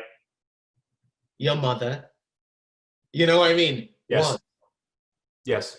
Does that make sense? Yeah, absolutely. Yeah. So let's go from vengeance, and I want you to really take in the irony, which you played already, and really think about what you're saying next and the comparisons you're making to the end of the speech. Okay. Great. Yeah. So just build up to vengeance, and then go from there to the end of the speech. We'll go back later, but I just want to we'll make it about Dad, these discoveries about in that. So it's not just irony about how ridiculous I'm acting. It's irony about how I'm approaching this entire. The whole entire thing. Yeah, Because yeah. you say, look at, and this is what my father murdered. Yeah. Whatever, and this is how I'm behaving. So the self-discovery, think of who you're talking to. Right then, it seemed like you were really very much talking about yourself to yourself. Yeah. But think of someone that's watching you. Later on, you go, who calls me coward? Someone's out there judging you. Right? Yeah.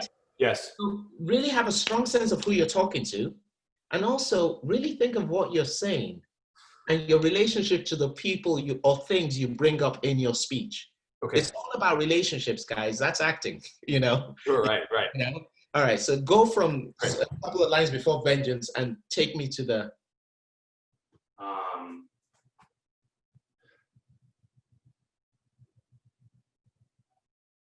I would have fatted all the region kites with this slave's awful, bloody, bawdy, villain, remorseless, treacherous, lecherous, tireless villain! Oh, vengeance! Why, what an ass am I? Okay, did you believe yourself there, Crash? No. Okay. I could tell you didn't. So Yeah. this is a really crucial point of it. I want to see, you have all the time in the world to realize there's a reason why vengeance is the end of a line.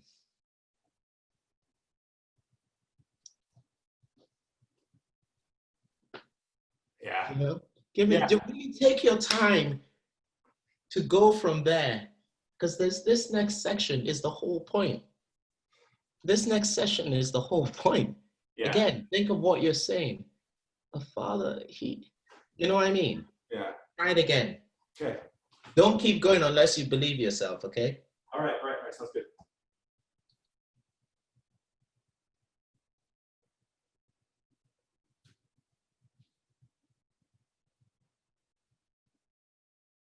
I would have fatted all the region kites with this slave's awful, bloody, bawdy villain, remorseless, treacherous, lecherous, kindless villain! Oh, vengeance!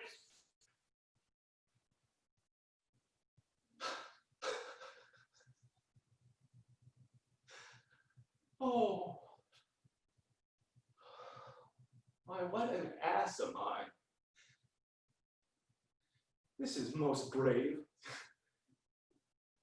That I, the son of a dear father murdered, prompted to my revenge by heaven and hell, must like a whore unpack my heart with words, then fall, a cursing like a very drab, a scullion, fie!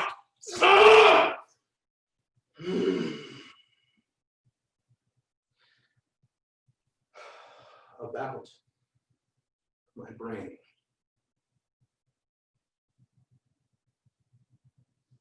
I have heard that guilty creatures sitting at a play have, by the very cunning of the scene, been struck so to the soul that presently they have proclaimed their malefactions. For murder, though it hath no tongue. Great. Crash, great. I mean, we could spend all the... Do you see the difference between that time of giving yourself time for something and knowing why you move on somewhere, as opposed to, because the line says, I then say this, I then say this. Yes. You can go as big as you want with vengeance, because the whole point isn't about how well the actor does vengeance. It's about the actor's reaction to seeing himself do vengeance and carry on. Yeah. If I had time with you, we would go, because that realization of what an ass am I basically would take you right through to the rest of the speech. You know what I mean? Sure.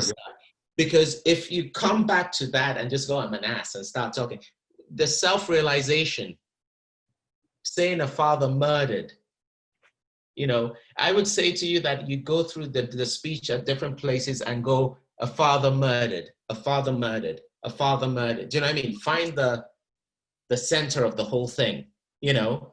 It starts with that. Why would he, for Hecuba, what is it? What's Hecuba to him or he to Hecuba that he should weep for her? Right. You know? I have a dad, you know what I mean?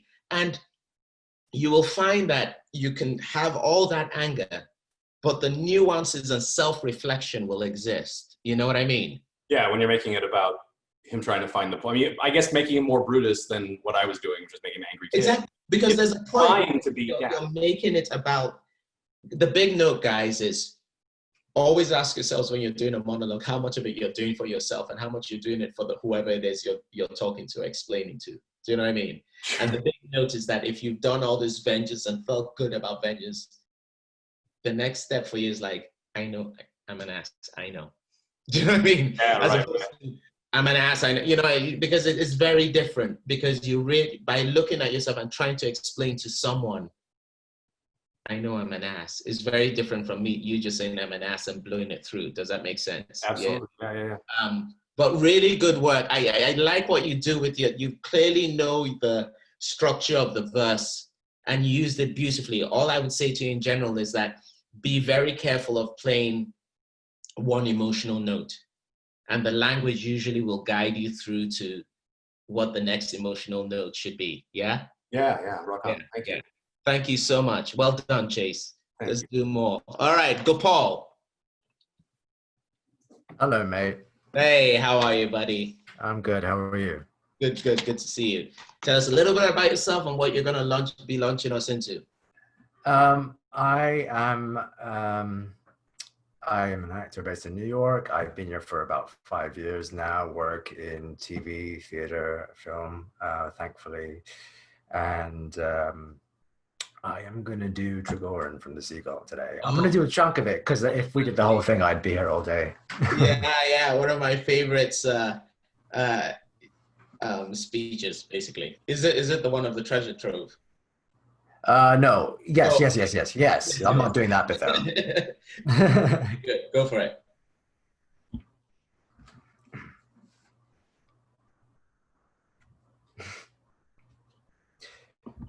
You talk of fame and happiness, of some brilliant, interesting life, but to me, all these pretty words, if I may say so, are just like marmalade, which I never read.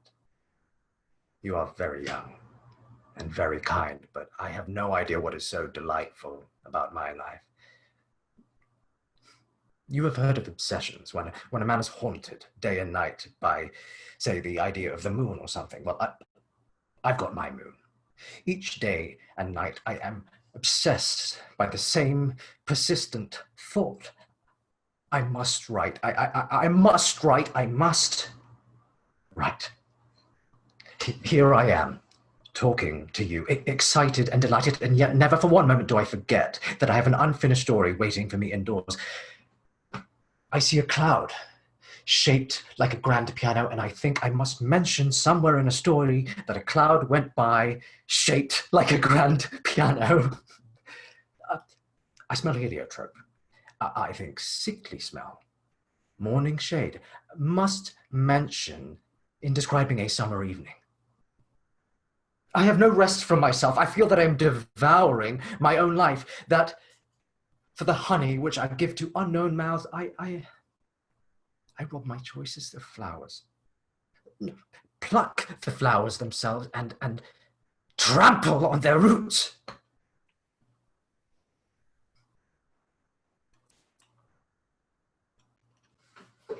Great. Who are you talking to? Nina, who I Relationship with.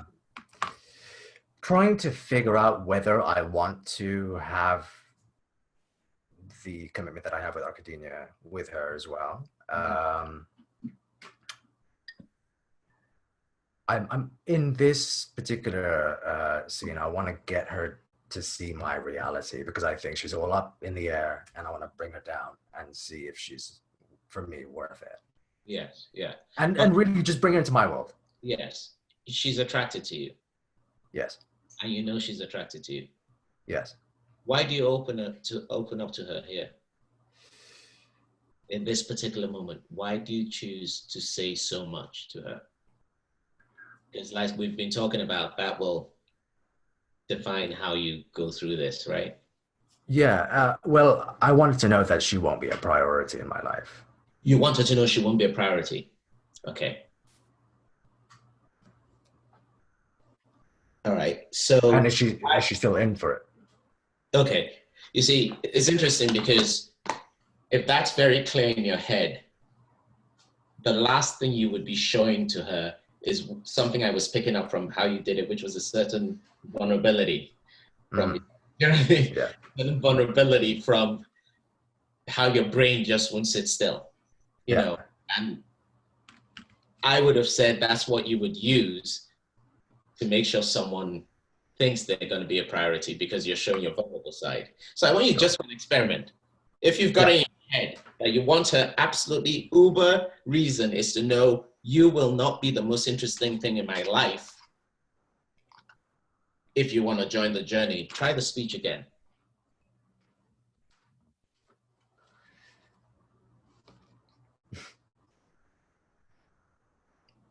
You talk of fame and happiness, of some brilliant, interesting life, but to me, all these pretty words, if I may say so, are just like marmalade, which I never eat.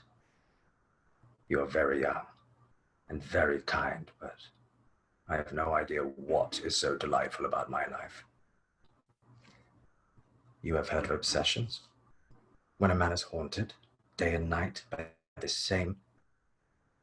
So Well, let's say, I love the way you started. If the arrogance, the coldness, that's wonderful, right? It could have stopped at "I don't eat marmalade." yeah, And then you could have, if you wanted to jump to, okay, so if you want to do this, meet me whatever at 8 o'clock tomorrow night, you know. But then you decide to talk about obsession and what your obsessions are. I just want to know why, again, going with what we've been talking about, where speeches can end, why you go on to talk about that. What is the purpose of that in your head? I feel like I'm testing her. Great. Yeah. This is me. And are you ready for this? Great. Let's start again. Let's see that change and let's hear that tone. Let's, you know what I mean? Sure. Let's start again. Yeah.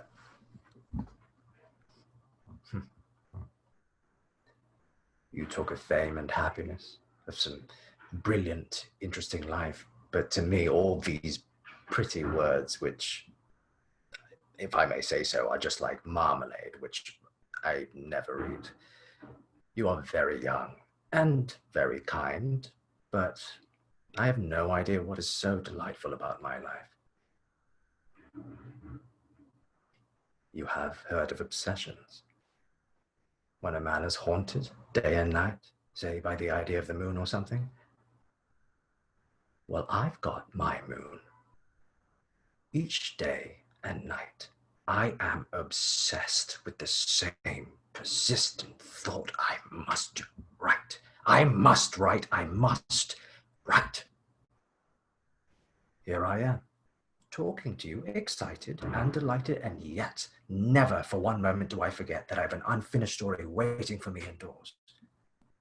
See a cloud shaped like a grand piano, and I think I must mention somewhere in a story, a cloud went by, shaped like a grand piano. I smell heliotrope, sickly smell, morning shade, must be used in describing a summer evening.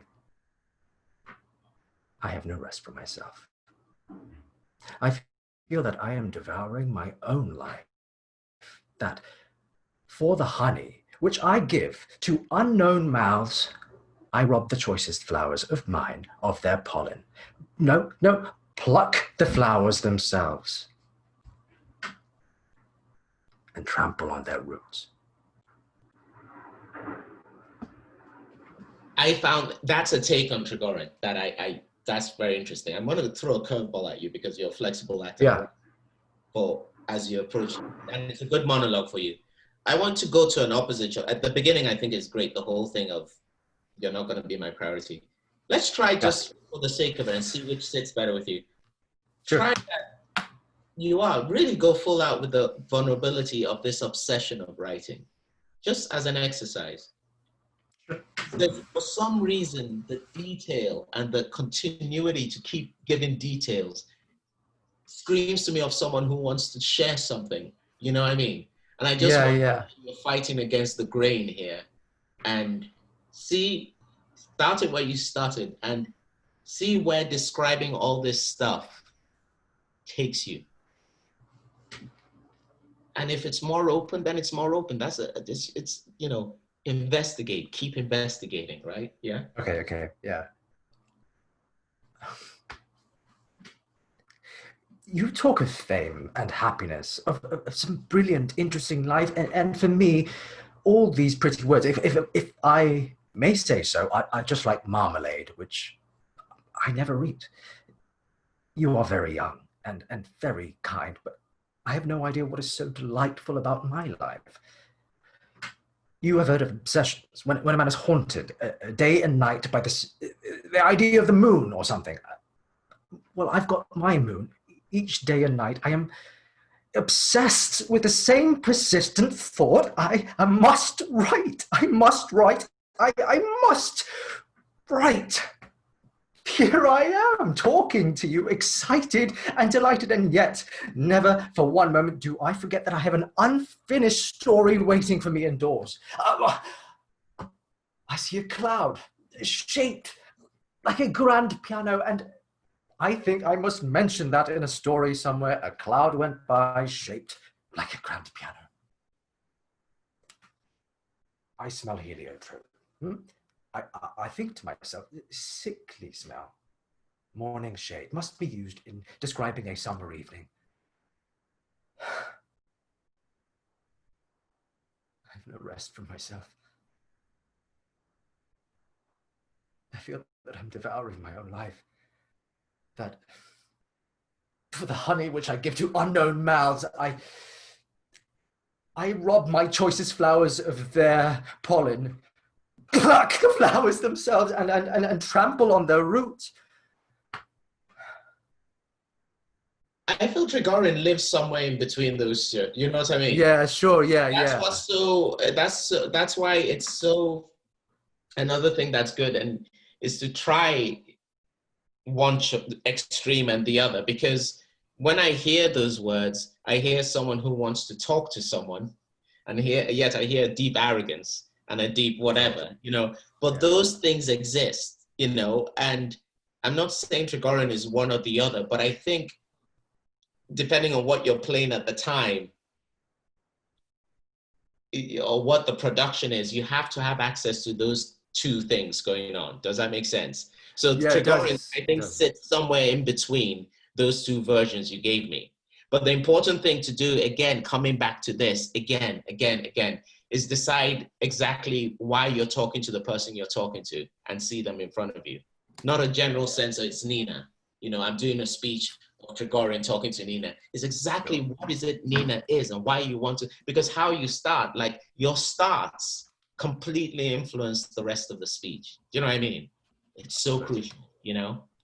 Yeah. So thanks for being so flexible with that. But I really think that Trigorin is somewhere in between that. Is this guy that is like, do you need help? Do you need me to nurture you? And that's sort of what he plays on with his seduction also. You don't know which is which. And they're both accessible for you to try and play. Yeah? Yeah, absolutely. Yeah. Absolutely. Yeah. Thank you. Yeah. That makes sense because it feels like the volume's up on both takes. And he wouldn't necessarily show his cards, but he would find the points to show vulnerability as a way of seduction. Yes, and he's super aware as a character. So he's very aware of when he's using vulnerability as a seduction also.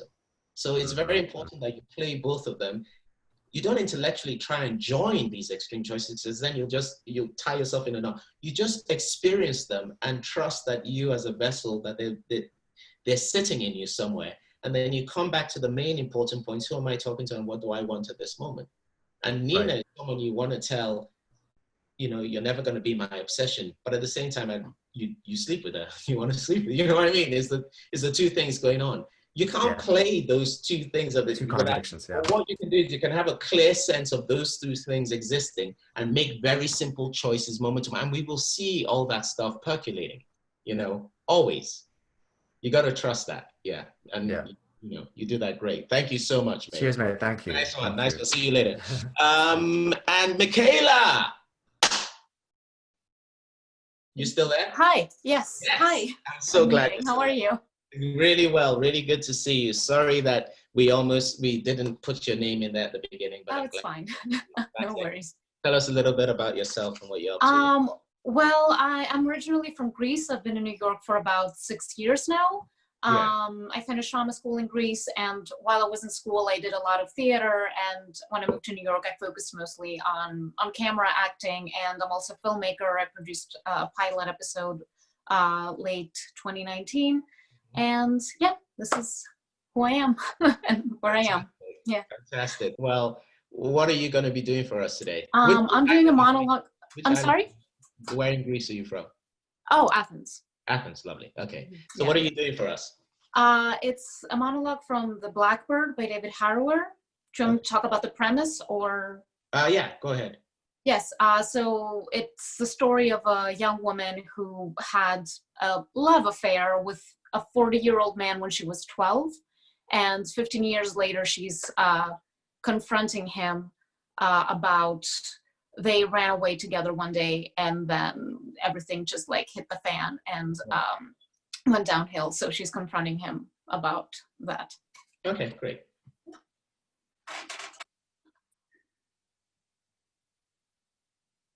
I protected you, defended you. I stayed true. I told the police you hadn't touched me. I was a runaway. I wanted to escape my family, my school, my home. You driven me there and left. You won't know any of this. They wanted to do tests, take samples out of me. Doctors, police.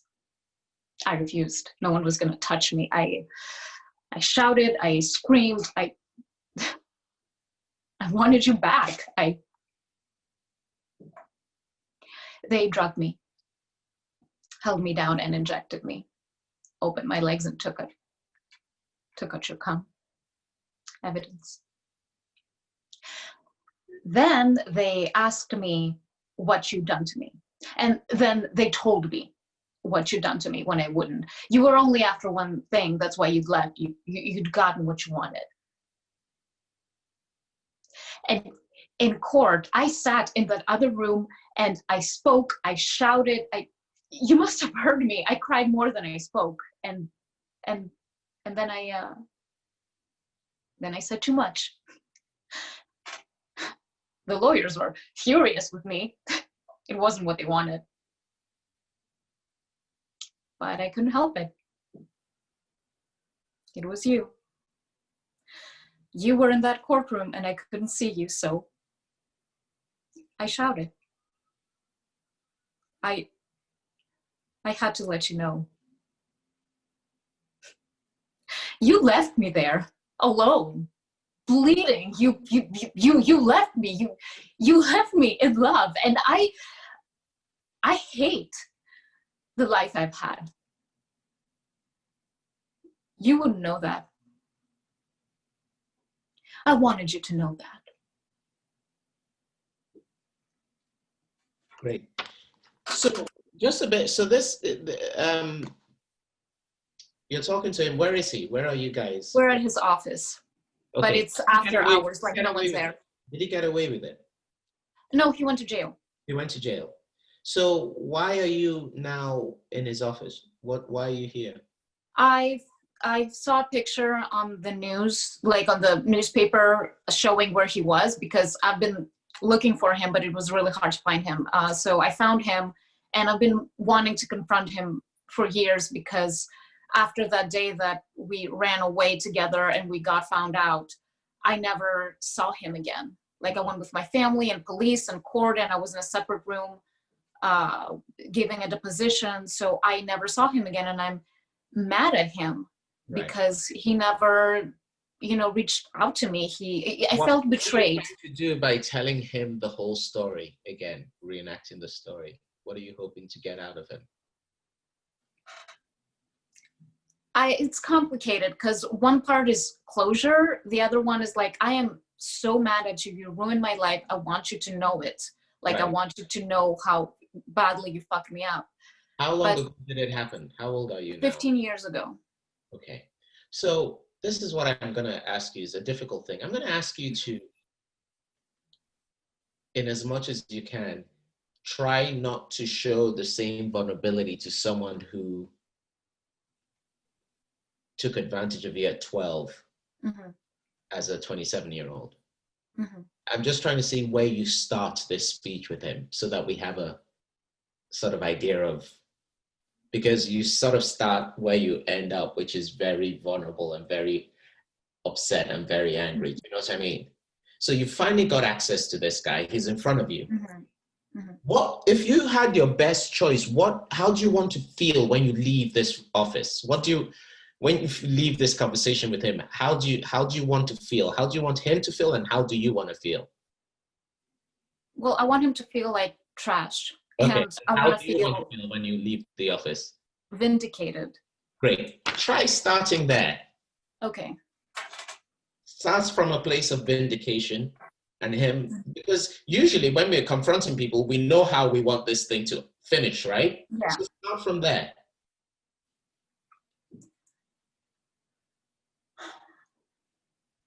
I defended you, protected you. I stayed true.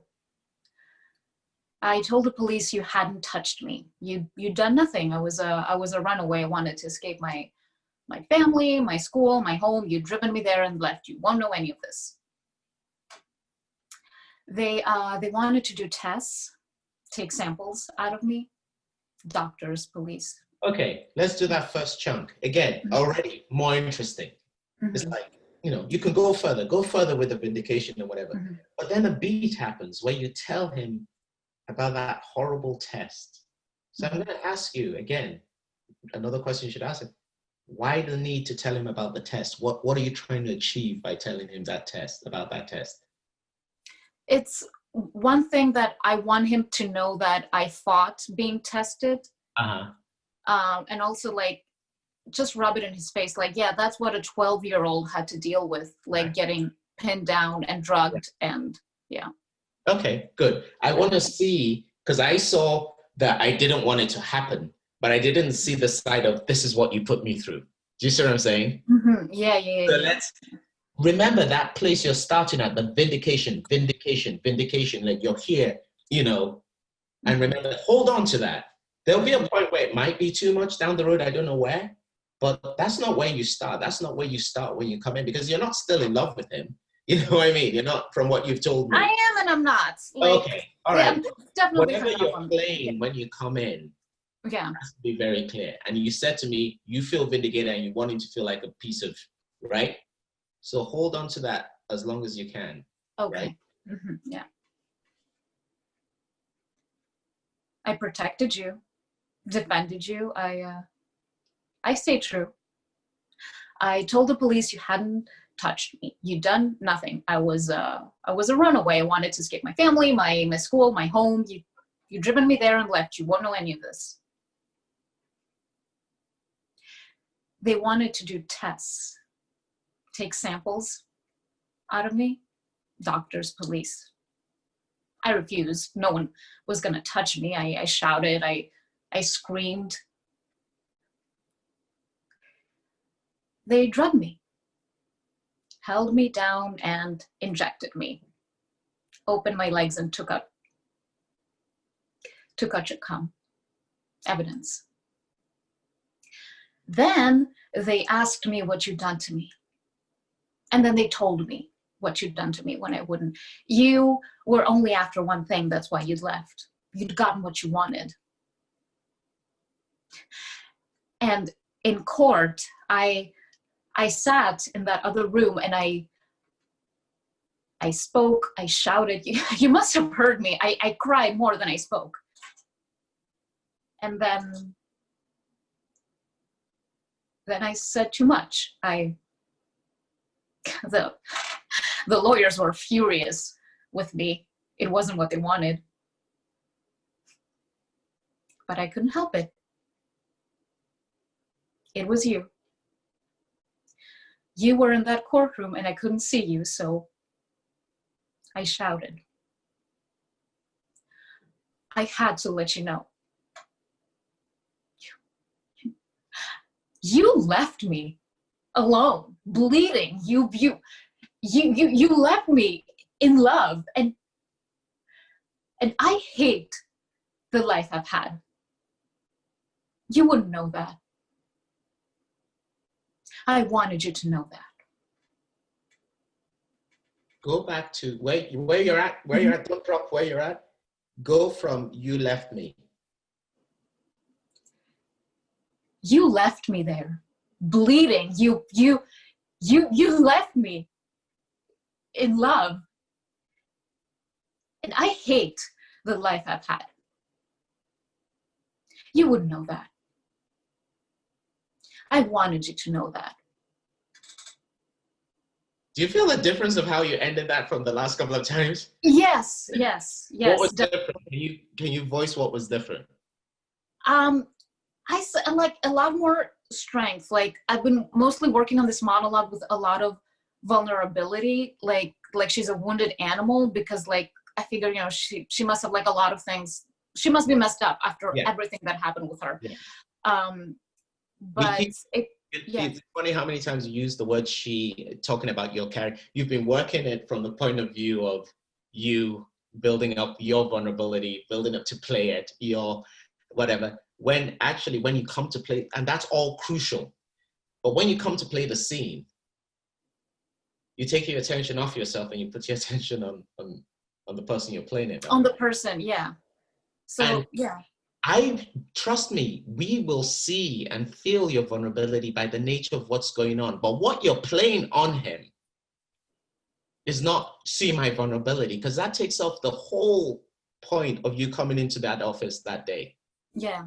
And the reason why I had you go back and do it again, that little section, the way you ended it, was it. That's how you want to end this discussion with him. You know what I mean? Yeah. It's very easy with really hard-hitting things like this for us to really, going forward, focusing on, okay, this is where I need to cry, this is where I need to, but sometimes by remembering why you're there and what you're saying to them and seeing how they're reacting, that gives you, the change was just night and day the way you finished that.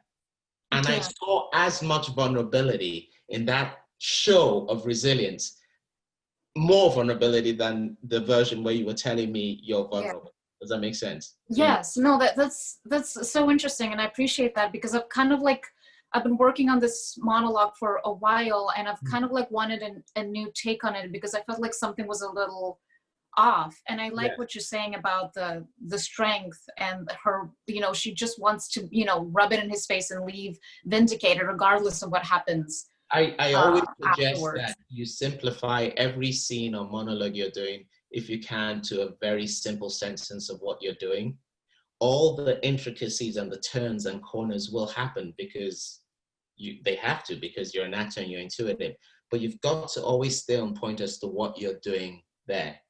That's what's going to stop you from just repeating yourself and putting the focus entirely on you. You know what I mean? Yeah. As they say, is the cliche, acting is reacting, is that this guy is in there and you're telling the story. And, you know, I'm going to leave here letting you know that you left me. Or why did he give you those words, you know? So we're not there for you to, I said it yesterday and I'll say it again today. The audience isn't there, doesn't want to see you cry. They want to cry for you. You know, remember. So, and take that with you, because you have access to all the vulnerability. I can see that as an actor, you have access to all the vulnerability, but do not lose track of what your objective is, you know? That's the big difference. Yeah. Thank you so much. Thank you so much. Thank you. Guys, thank you so much, Michaela, and everyone that participated today. Thank you. If you have further questions, just email the website and I'll try and answer. You've been a great bunch of people, and thank you for staying a bit longer than the 4 o'clock, but I hope it was useful.